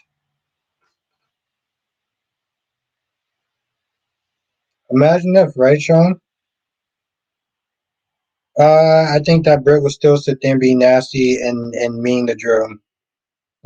Like I'm not even joking.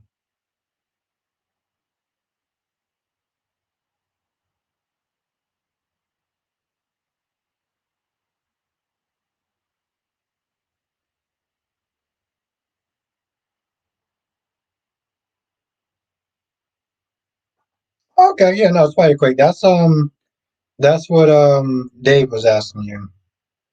Johnson says that the attack towards Lisa, aka Luna, could come out bad in some of the worst ways. Yeah, yeah, that's true, and I can't stand that.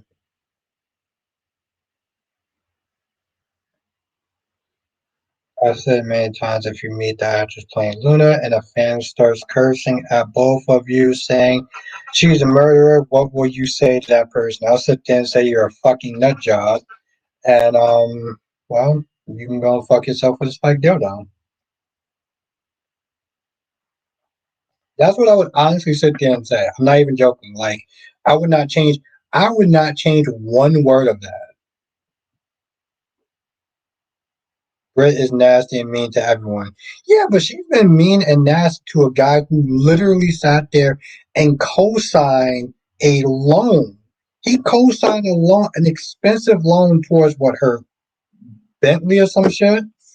Darby says, "I think Emma's going to be the one who puts out Jocelyn as a WSB agent."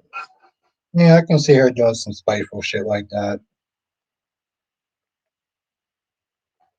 Oh, tonight's Wednesday, right? Oh my goodness. I had to sit there and think, like, what?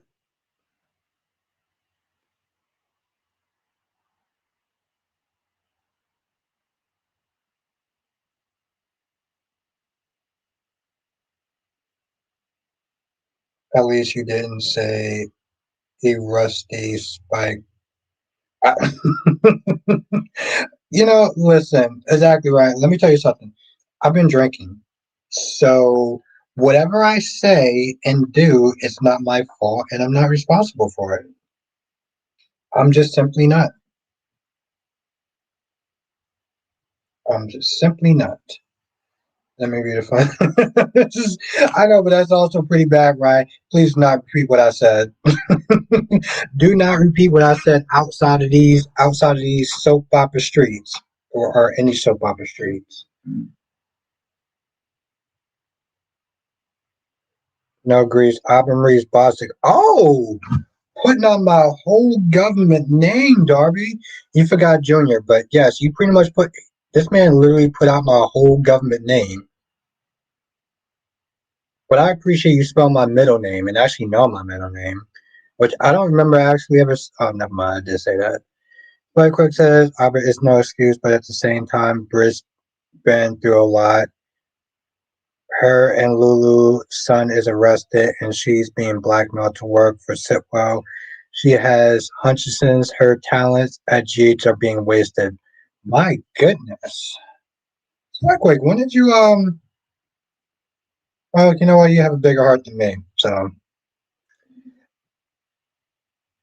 Sean says Will and Luna were introduced to each other as families, so this is so weird when she thought Bill was her father. Yeah, that was like a while ago, but yes. Darby literally put out my whole goddamn name.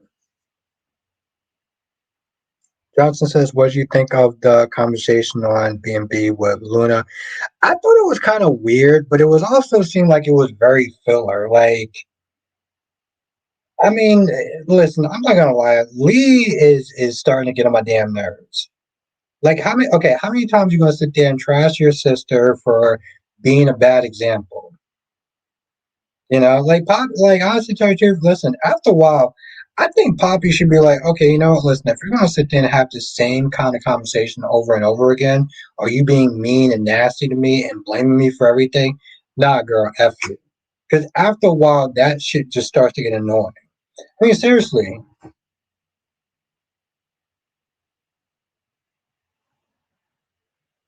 I mean, listen, Spider-Quake was just getting all sorts of issues. She had Huntington's disease.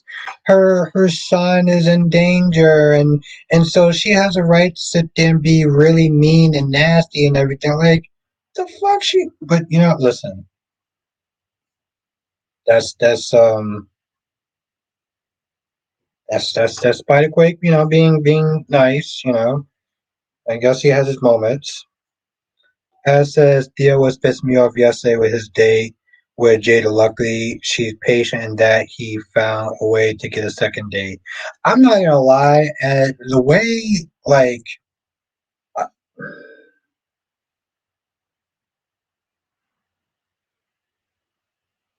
that's true, Sean. I wholeheartedly agree. I'm not gonna lie, Ed, the way that he jumped down her throat. Listen, let me tell you something, Ed. I have. Oh, what's good, Phyllis? I'm confused of what Beyond the Gates is trying to do, trying to be a soap opera or a drama series because everything on the show is about relationship cheating, sex cheating, and other. That's the definition of a soap opera. 1 second, Spider. You're not outraged or comment now. If Kat said what she said to me and I was Eva, Kat would be on the floor and wouldn't wake up for a few minutes. Quick nap time. Um, it was bad what Eva. It was bad what Kat said. But you know, here's the thing though, Spider. And after I read Jonathan's comment, I'm gonna tell you why that Eva also kind of annoyed me today. Johnson says, I agree. Leah made that point too many times, but she needs to remember she gave Luna the opportunity to strike again. Yeah, that's true. That's yes. No, actually, I, I wholeheartedly agree. You know, Spider. Here's my thing with Eva because she annoyed me today. She made excuses for her bad behavior. You know, her sleeping with Tomas. No, Ron. No, no. I'm not even gonna sit there and even indulge in any of that. Um, she made excuses for why she slept with Tomas. She walks on and um, you know, Cat's place or whatever, or the business, and sit there and says, "Oh, I was defending myself. I just came over there to sit there and try to hash things out." First of all, you didn't call, you didn't text or anything like that. You just walked on in.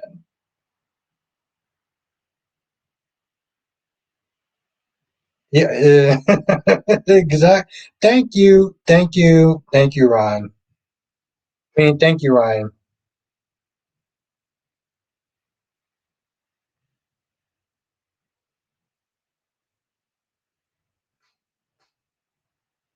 Greg says you can say whatever never.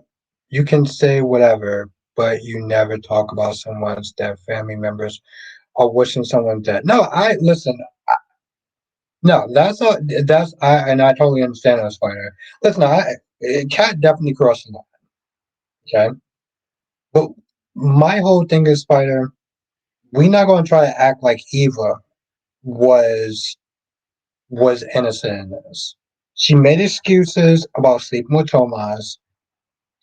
She made excuses about her um her confrontation with Kat. When she said, "Well, I only came over there to sit there and try to um you know try to settle things or whatever." It was like, first of all, you barged on in there.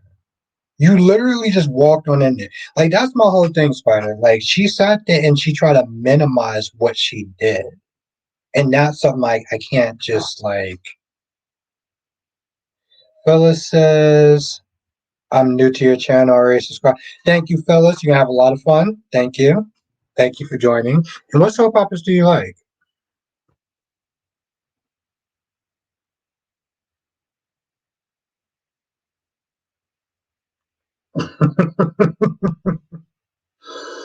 Oh, Ron, that's gross. Listen, I'm not gonna sit there and harp on it, but like, bro, come on.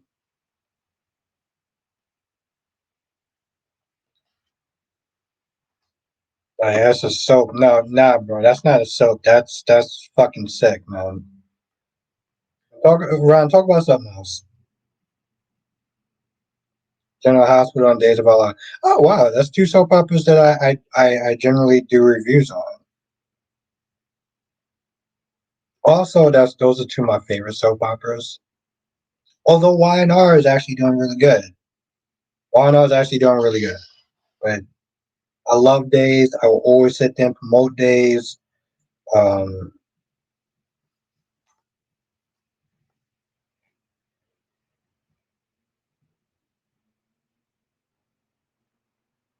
mm, mm, I love this comment.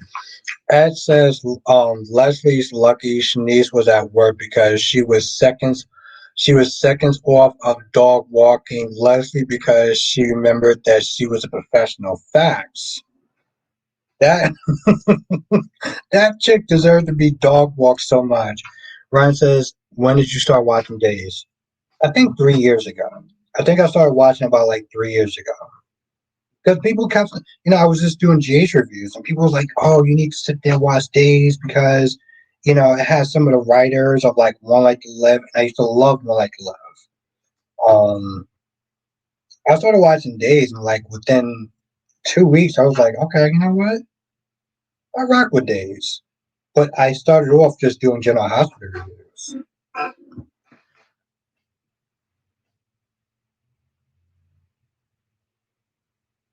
Okay, good. Jonathan, I've been snipped this. I'm like, yo, listen, Y&R is actually pretty good. What happened today? I don't even remember. Well, to be fair, I've been drinking, but like nothing significant that I could sit there and say. Medora says, what is favorite soap today? General Hospital. General Hospital. Second, Medora, if I had to sit there and say a second one, I would sit there and say The Young and Restless. Second was The Young and Restless. Phyllis says I stopped watching on B&B 2 years ago because they have become trash and writing sucks big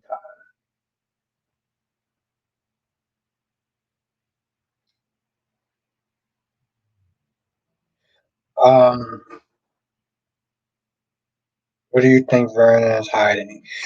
Spider. Here's the thing, and I said this before. I was like, what I wish he was hiding was that him and Sharon was having an affair. But what I think he's hiding is probably something to do like surprising Anita and using Sharon. He's probably doing something with Sharon to sit there and like surprise Anita in a good way. It would be so soapy if it was like an affair though. Like that's what I would want. I would want like some sort of affair, some sort of scandal or something like that. Like, but I feel like they've made Vernon too good. You know what I'm saying? Like they made him a little bit too good. Medora, I'm wondering that too. I am wondering that too. Hmm, I'm so sad.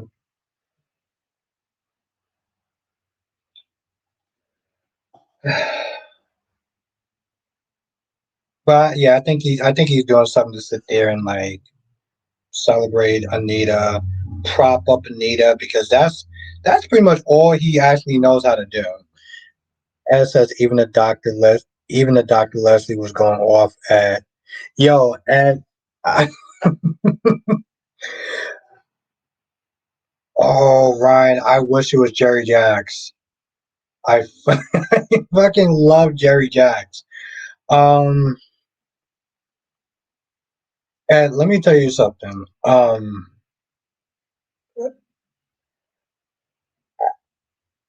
I haven't been this upset with a soap character since the first Chanel. There was only two. It was either Chanel and Stella was the characters who I despised with a passion, and then Leslie came along and she just made it so much worse. Phyllis says General Hospital sometimes writing is bad in days, but they still bring it and giving decent storylines.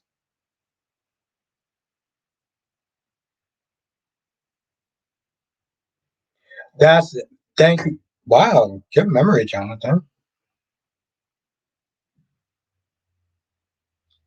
Jonathan said, "What do you think? Oh, who do you think should play Stephen Mira if they're truly bringing back Stephen?" I have to think about that. I have to think about that. Who do you have in mind, Jonathan?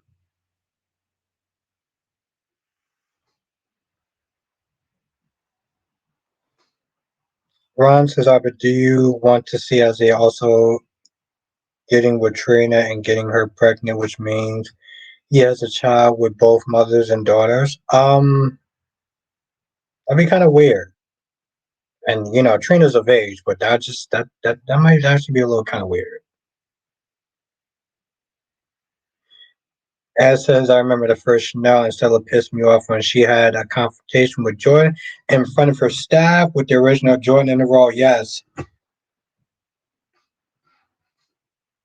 I smile like that because I'm like, that was the moment, that was like the height where I was just like, all right, girl. Like, I was like, unless Mike is in your scenes, I don't want to see you.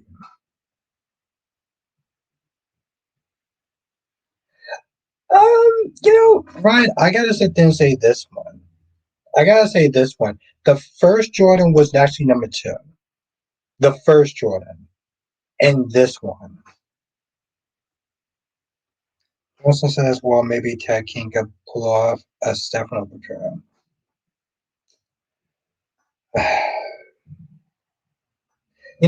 I would probably have a little. Well, here's the thing, Ryan. It's not, well, that's one. But the thing with Ted King is that he has a very commanding presence, right? I feel like if he came back, like he may have more of a commanding presence than the actor that plays EJ. Or at least they'd be kind of neck and neck. At least with the other actor, At least with the other actor, EJ still has more of a commanding presence than you know.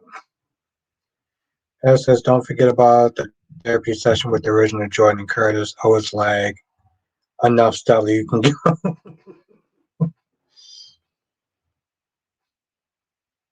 I think this Jordan probably my favorite too. I think yeah, exactly. I like this Jordan. Danny Bear 87. What's good, Danny Bear? How you doing tonight? Also, subscribe to Miss Soap Session. I gotta sit there and see her lives, and she needs to get 50 subscribers to do a live stream. And I want to sit there and see what all sorts of crazy tales she's going to be sitting there spinning. No, actually, I don't want to sit there and see a baby story with Sheila.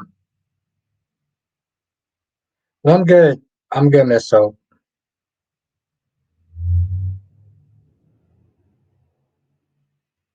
I gotta look this person up, Jonathan. I gotta look this person up. You know what it is, Jonathan? It's like a scene with David Hayward and anybody else. Oh shit! Okay, all right. I gotta check it out.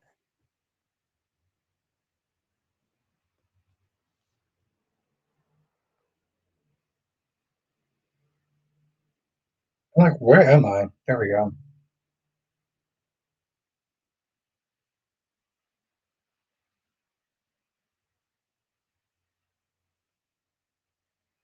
Oh, there we go. All right.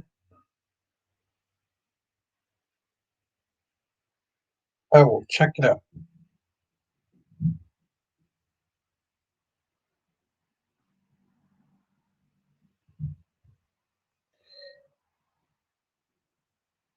Allison says, I think Dalton is having a. Yes, yes, he is. You know, it's funny. I think like 20 minutes ago, I checked to sit there and see was he actually doing a live stream. Um, and, I like to like show up and support and stuff like that. Yeah, 33 minutes ago. Then oh, there it is, 10:30. Yeah, maybe I'll pop in there for a little bit, say what's up.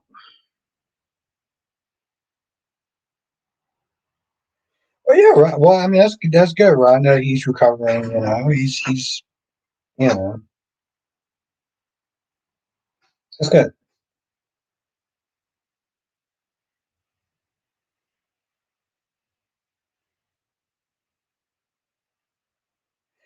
Well, here's my thing, Jonathan. How do you feel about somebody else possibly playing Stefano?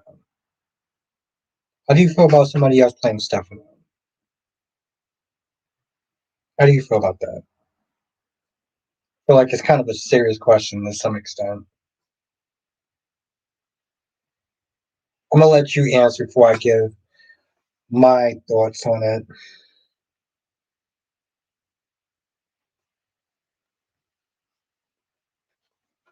I mean, yeah, not that I pay attention to that stuff, but they have couples just may not be like they have Trina and Kai, they have Emma and Gio, they have you know Danny says someone else playing stuff in one word days needs to come up with better ideas. They need to get you on a writing team.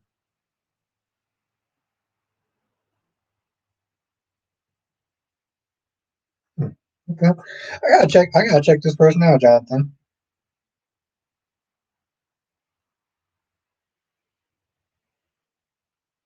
Fact, Ed, I said the same thing, bro. Yes, I said the same thing. I was like, you know what?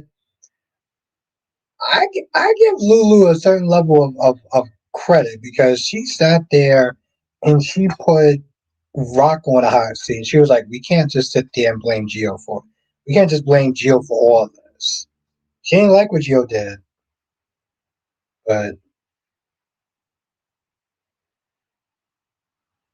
Ron says, have you seen him yet? Have I seen who yet?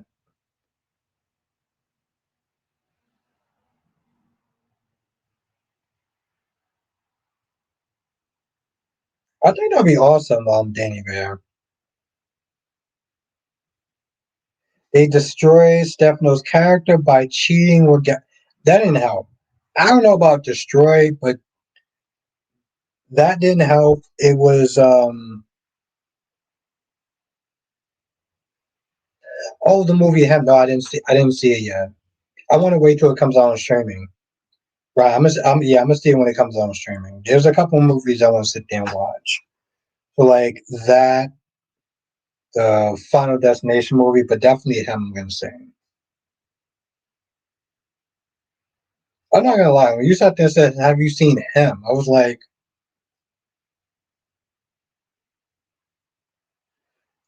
Johnson says, "Well, Stefano was killed off before Joseph passed away, and given his portrayal in the Mirror Mansion, I figured the character was retired, so it seemed weird for them to try to bring him back."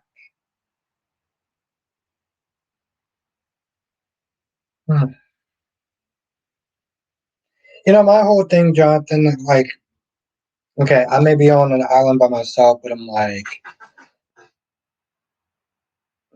some people don't like the fact that they're going to recast Stefano, but I always feel like an actor doesn't own a character. They don't own a character. They just don't, right? If the actor can do a good job, then I'm totally fine with it. Ron says if Vivian finds out that she's still legitimately married to Stefan, and that's not his signature, also. Okay.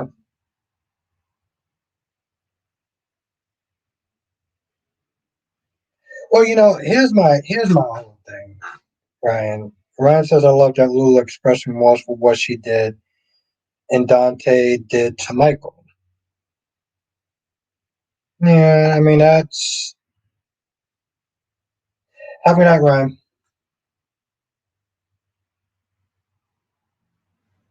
Not to mention Tony's up there in age, and if another actor were to take the role, they would be close or even younger than the actor who plays. That would be out of. That would be yeah. That would be yeah.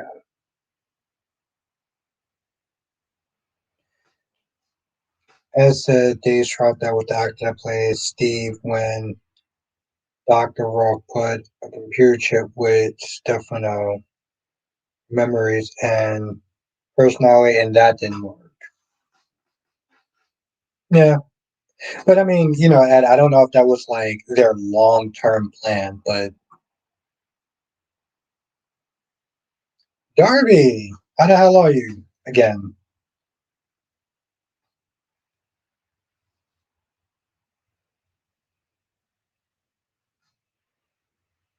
No, Ron, I don't.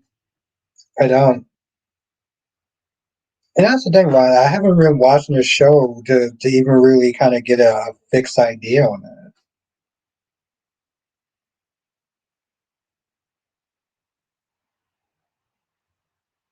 I actually tell you the truth, that's true. That's true, Jonathan.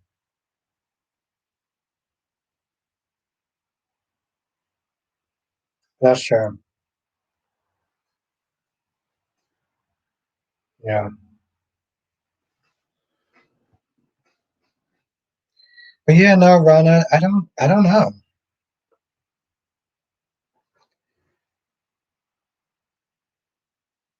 Dalton got popped right in front of him.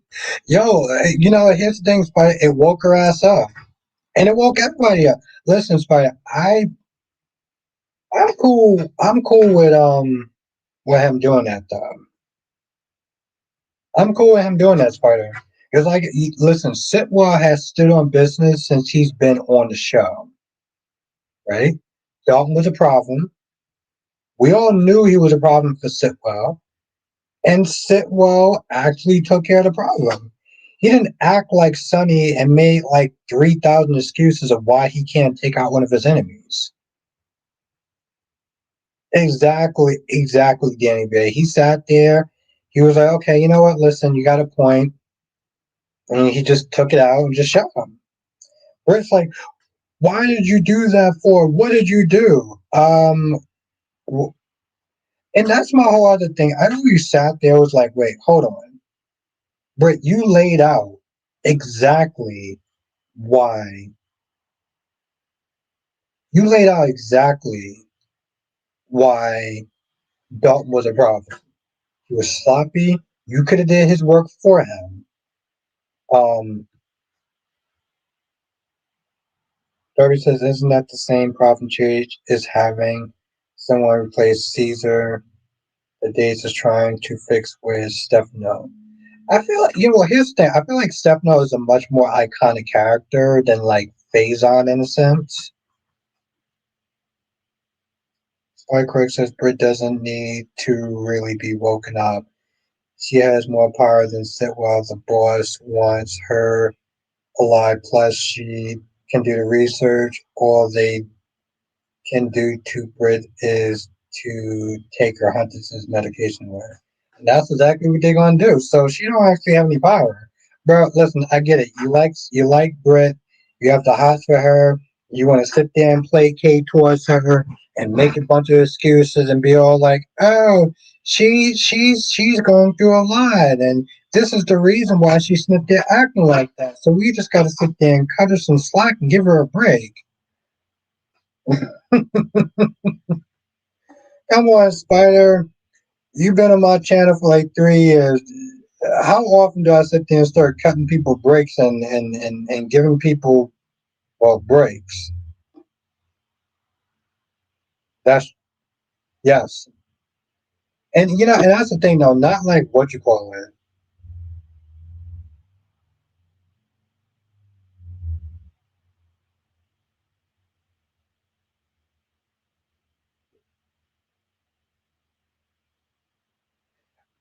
I don't know. I just remember you Smith there saying something before, like, oh, well, there's a reason why she's acting like that, and we just gotta sit there and cut her some slack. I'm like, I was like, all right, bro.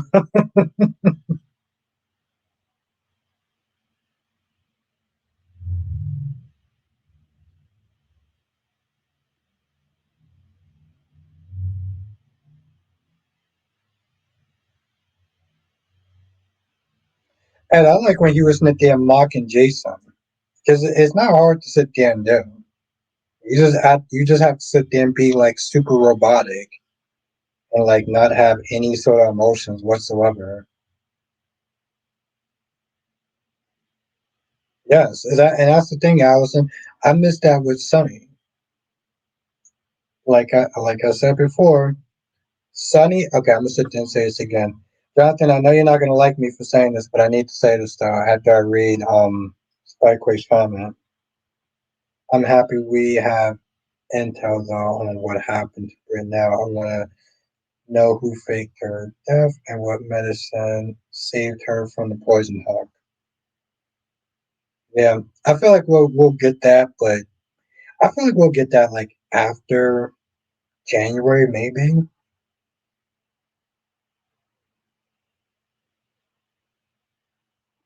As exactly as you should have. That's what bosses do. I totally forgot what I was going to say.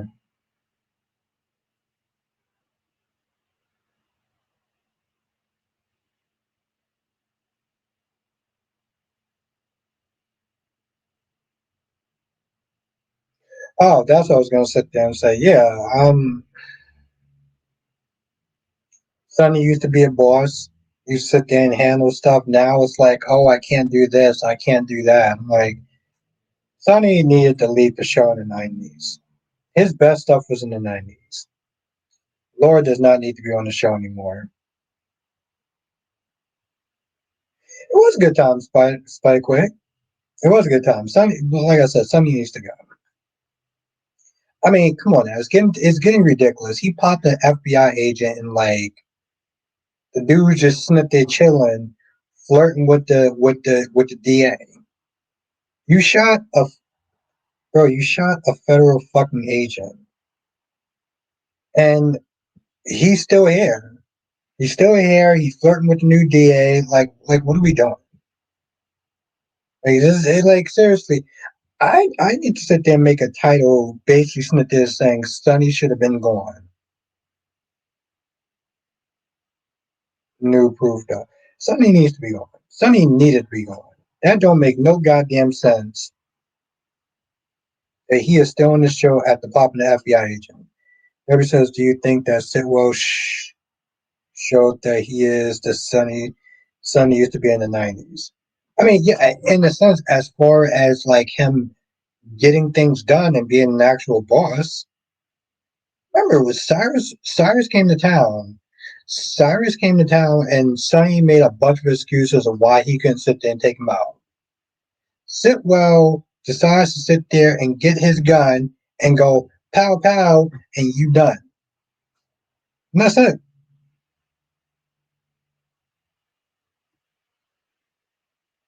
Uh, listen, that sounds like a horrible fate for everyone if Laura and Sonny are still on the goddamn show. Like their asses, both their asses needs to be gone. Anna too. Anna also needs to be gone. I remember when I first saw Sonny's character back in 2009. Was he like a badass? Also, when that bridge went down, when he was going after Julian, it went. He should have been done. Sonny was a badass. GH won't get rid of their vest. Yeah, that's exactly what's killing the damn show. They ain't helping. Oh, listen, let me tell you what these vests doing. They just taking up oxygen in space. I was, we watch a lot of old school soap operas and GH, right? There's a point. There's a point where there's a point where Xander comes in. For anyone that remembers Xander comes in. He tries to save Carly and Alexis, and Xander gets shot by this guy named Sorrell. Sonny comes in with a fucking bomb strapped to his body to save everybody. Got everybody out the room. Looked at Sorrell's like, yo, bro, listen, you shoot me, we both going out. Like, who, like, think about that. Who fucking does that? Who comes in, not even with a gun, just with a bomb? Sonny is in his 60s, 70s maybe, and he's romancing the latest new DA. What the fuck are we doing? What am I watching at this point? Yeah, you goddamn right a lot of these goddamn vets needs to go. You need to go Baba like about maybe 10, 15 years ago. This makes me sound weak, but I respect a boss who takes care of business and doesn't give an F. Exactly. No, he's not in the 70s. Kind of looks like he's in the 70s. However, the difference is Sitwell just got into town. He has no ties to anyone but Marcos and away. Lucas, Sonny's built a life and a family with lots of ties. Not you still alive. What's the occasion? DC Soul Sanctuary. When are you doing another video? As says, if the actor that played Luke knew when the girl, the others should have followed. Laura should have left when Luke left. Laura should have left when Luke left. All right, I'm looking forward to it. Thank you, Jonathan. I appreciate you.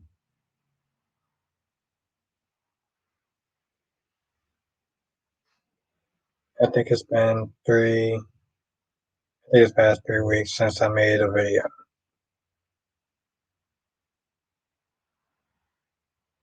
Yeah, no, of course not, DC. You're like the Mayor Collins of the soap world.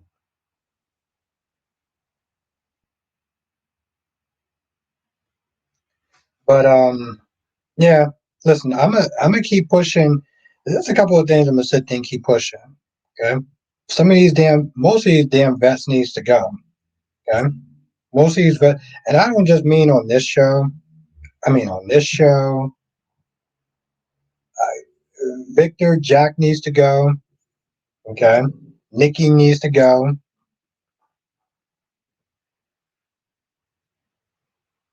I don't need to sit there and see Brooke or Ridge or Taylor. Whatever happened to bringing in new people? It's ridiculous. I like Marlena, but I see Jack is doing.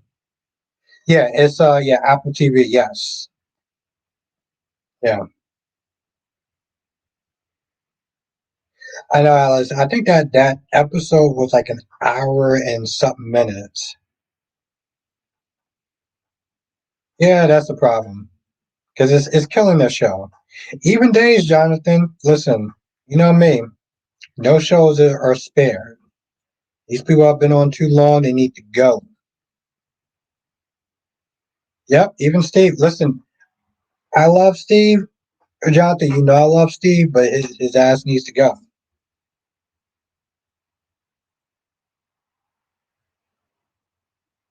Why do you, DC? Why do you think they call it the Old and the Restless?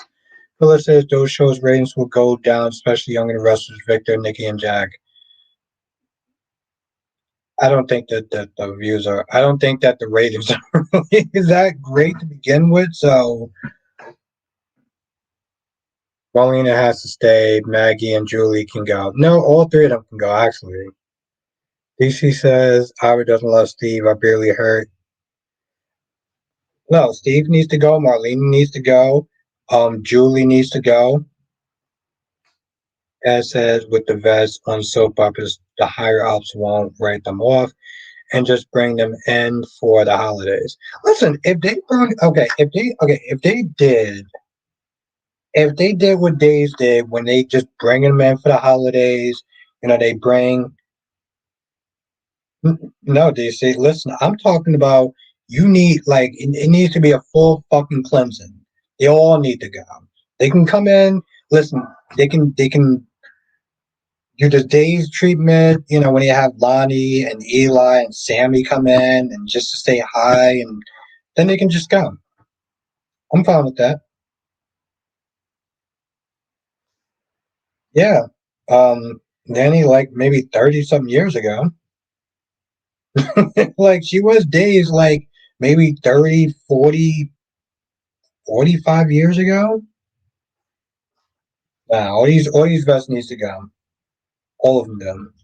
It's just they all need to go. They all need to go. All of them. Like I say, even on B&B, Riz Taylor and Riz Taylor and Brooke, they need to go too.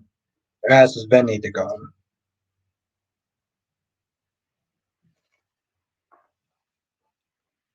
Danny Bear, I think you're being generous. She was popular like maybe about 40 something years ago.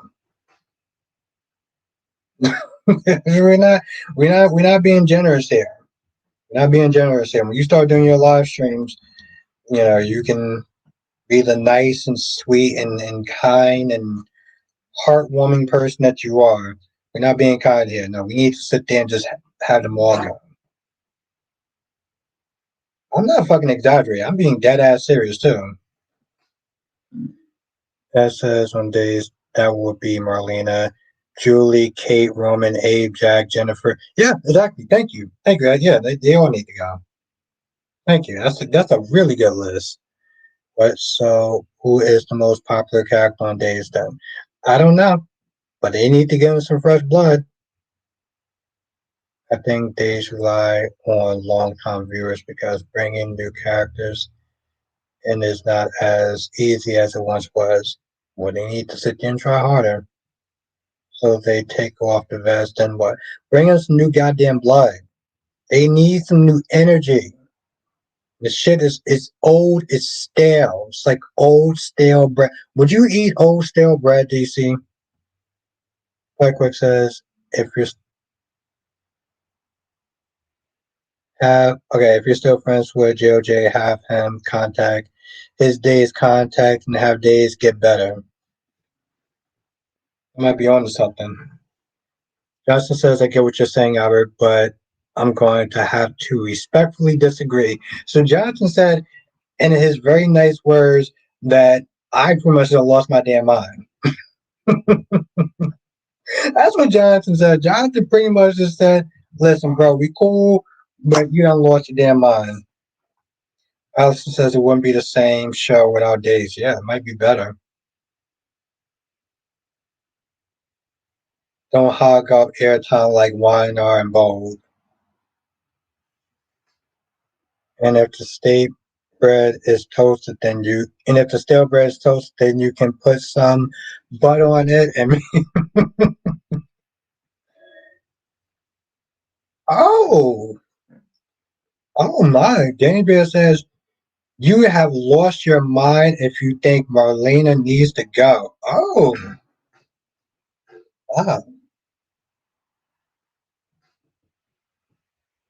wow. Damn, Danny Bear. I'm glad I'm sitting down for that one.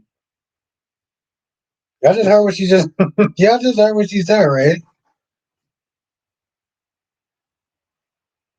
Yep, exactly. Yep. Thank you, Ad. Yep, yep. Diane, Ashley, they all need to go.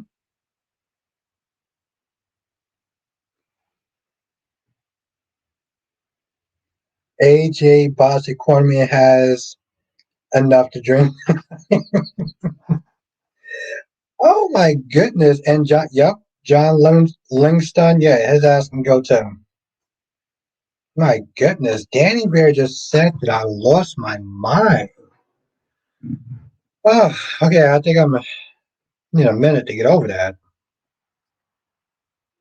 Johnson says I think it's better way to go about it than to have the rest still around but give the younger generation more screen time. Yeah, they need to do something. See, Jonathan is being the more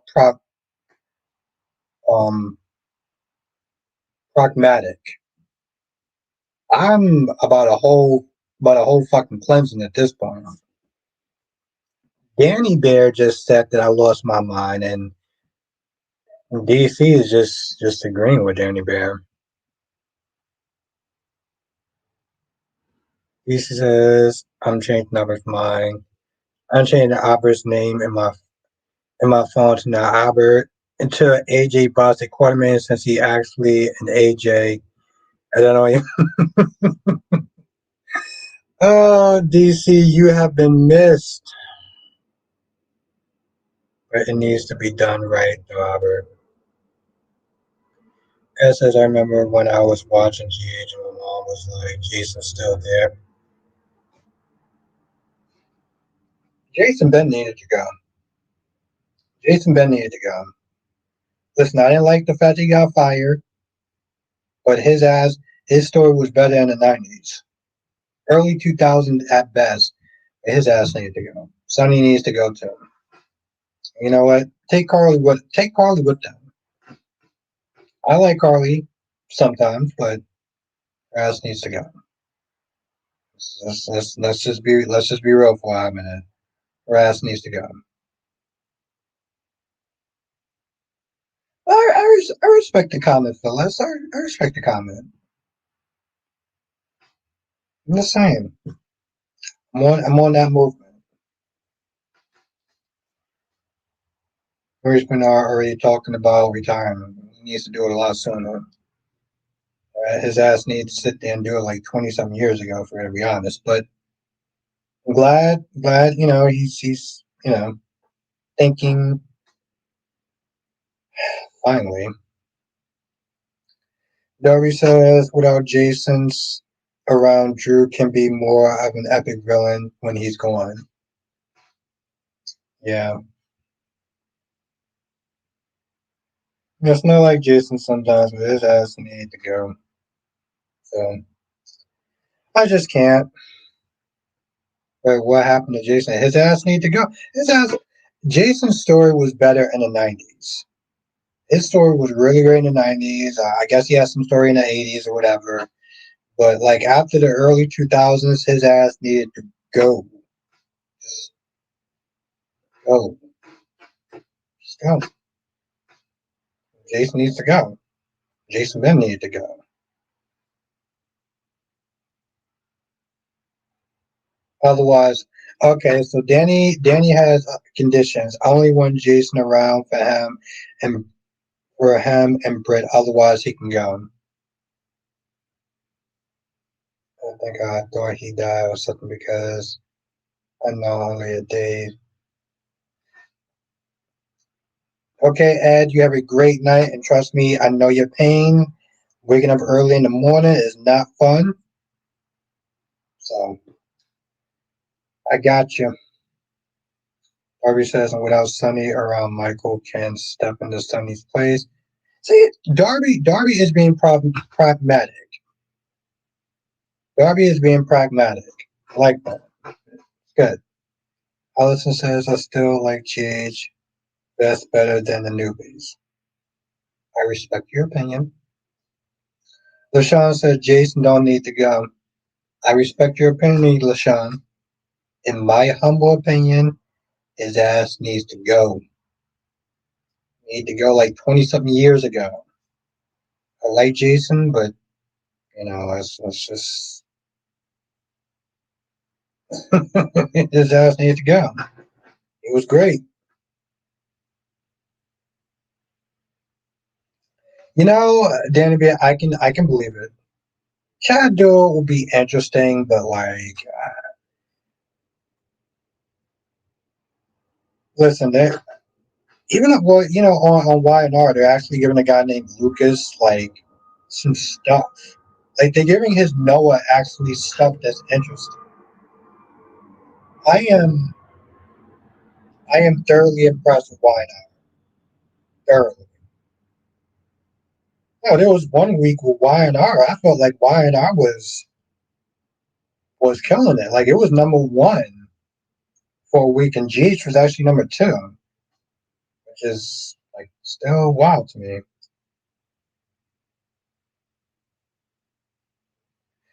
Drew Garrett. Danny Bear says that Drew Garrett was more scarier than Chad Doe. Uh,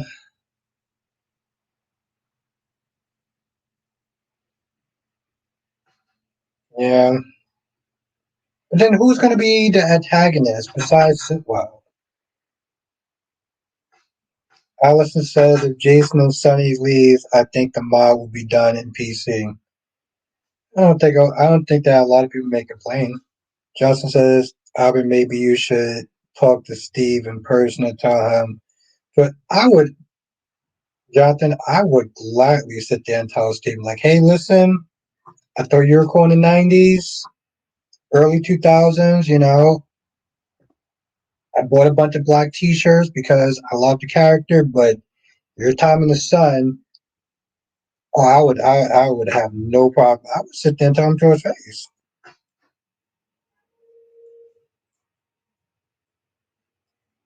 Like, Steve, the character can go.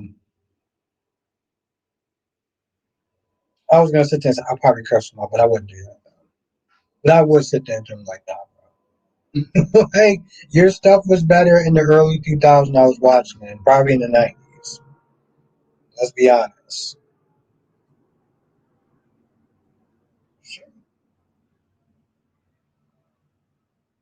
I won't be a dick about it, but, listen. I mean, let's be honest, Jonathan. I think he will respect this. Danny says this one week, why not focus on LA? Was so.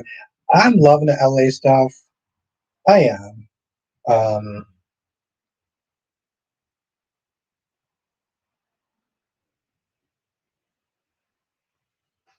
Y&R has actually been pretty good. Phyllis says, I can't believe that this Josh Griffin writing Y&R, whose storyline, so ass storyline was so good. I like to laugh. 1992 to 1995. Yes, Allison, that's true. Sam did come on, and I think she came on either in 2001 or 2000. I do remember that. She came on right after Port Charles got canceled. her and John McBain came on like John McBain or Michael Eastwood or whatever came on One Life to Live. And so those two, and yeah, it is crazy. Those two like made that pivot fast because they were actually on both shows. I think. Well, no, Michael Eastwood was on Port Charles and One Life to Live at the same time. Um, Kelly Monaco took a little bit longer, but the minute that show was on, it was like maybe 2 months, and she was, if I remember correctly. Then the rest of them, and I mean, like, well, the rest of the cast. Well, you had Lucy and you had Kevin, and they were on General Hospital, so they were fun. Oh, she started in 2003. Oh, wow, okay. It, I just, I remember Port Charles being kind of like a sinking ship in a sense, right? People were just getting out of Dodge. Kelly was good. Michael was good. Kevin and Lucy and Scotty were good. I think the actor that played Jamal on Port Charles, he wound up being Epiphany's son on General Hospital.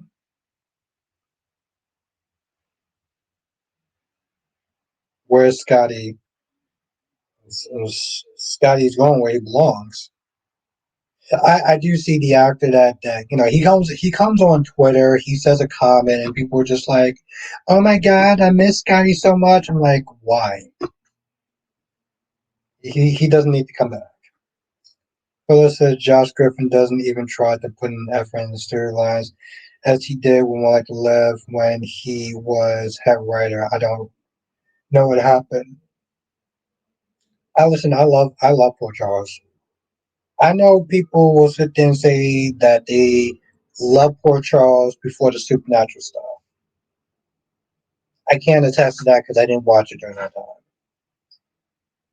I love what they did with Poor Charles, and I understood that they were trying to bring in a younger audience. Do what? What would you love to see him do? What story, Danny Bear? What story would you actually want for him?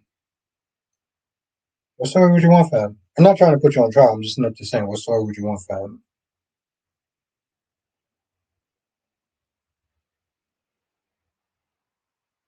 Yeah, like, I mean, for me, I don't know what Scotty would be doing.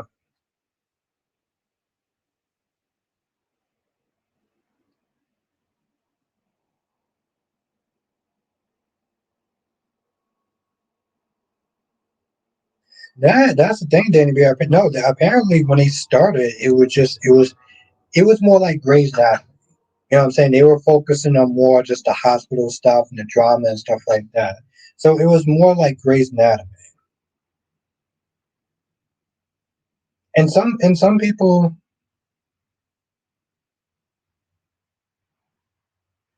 oh, you could be a DA. Okay. Yeah, it was more like Grey's Anatomy. That's how they. Um, I mean, it's weird because what they wanted doing was that in a sense, they risked their core audience to get a new audience. You know, they did the whole vampire stuff to try to get younger people into watching it, but you can see how it kind of like alienated the people that were watching to beginning with for the hospital stuff. Remember, General Hospital after a while they kind of got away from the hospital stuff. They started doing like the mob stuff and Sunny and the adventure stuff. So it was like, Port Charles is supposed to sit there and get back to the roots of the hospital stuff.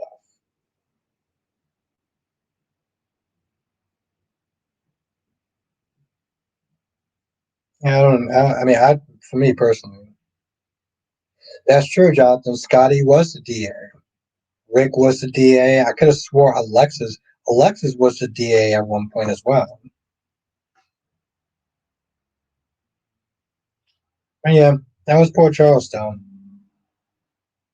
That was poor Charles. That's what I was saying. Yeah. Okay. All right. I don't want to sit there and sleep the day away. So I think I'm going to end the stream here. Actually, it was on a lot longer than I usually am. But I haven't done this in a while, so I was like, all right, we really need to sit there and catch up. Oh, Allison, I fucking love Caleb. I love Caleb. Michael East, Michael Eastwood, like when he plays a villain, it is fucking amazing. That's what got me into Poor Charles was like the Caleb and the vampire stuff. It was amazing. But yes, have a good night, Phyllis. Yeah, 2.5 hours. That was. We need to catch up. We need to catch up. So I missed doing this, and it's like, all right, let's really have some fun. So Danny said there's other characters that don't have family in town, but are there. Scotty can be there. Danny Bear, you are so much of a nice person. Subscribe to Danny Bear, aka Miss Soap Obsession. Definitely follow her. Oh, Michael Easton. Thank you, Jonathan. Yeah, we gotta check out some Jonathan Bing stuff.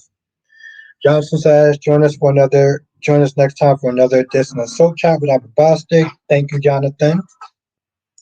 Thank you everyone for joining. This is fun. We got some new people up in here, as well as my favorite usuals that are always here hanging out. So thank you. Johnson says, good night everyone. Hit the like button. Yeah, hit that goddamn like button because it really does help. Good night, Danny Bear. And like I said, subscribe to Miss Soap Obsessed. I want her to hit that 50 mark. So this way she can go on live streams and she could be saying all sorts of wild stuff like I think that Trevor's Todd is better than Roger's Todd and you know or her shenanigans that she posts on her channel. Yes, have a good night everyone. Have a good night Allison, have a good night Blackmon and everybody else. You know who you are. And I'll see you in the next video. Laters.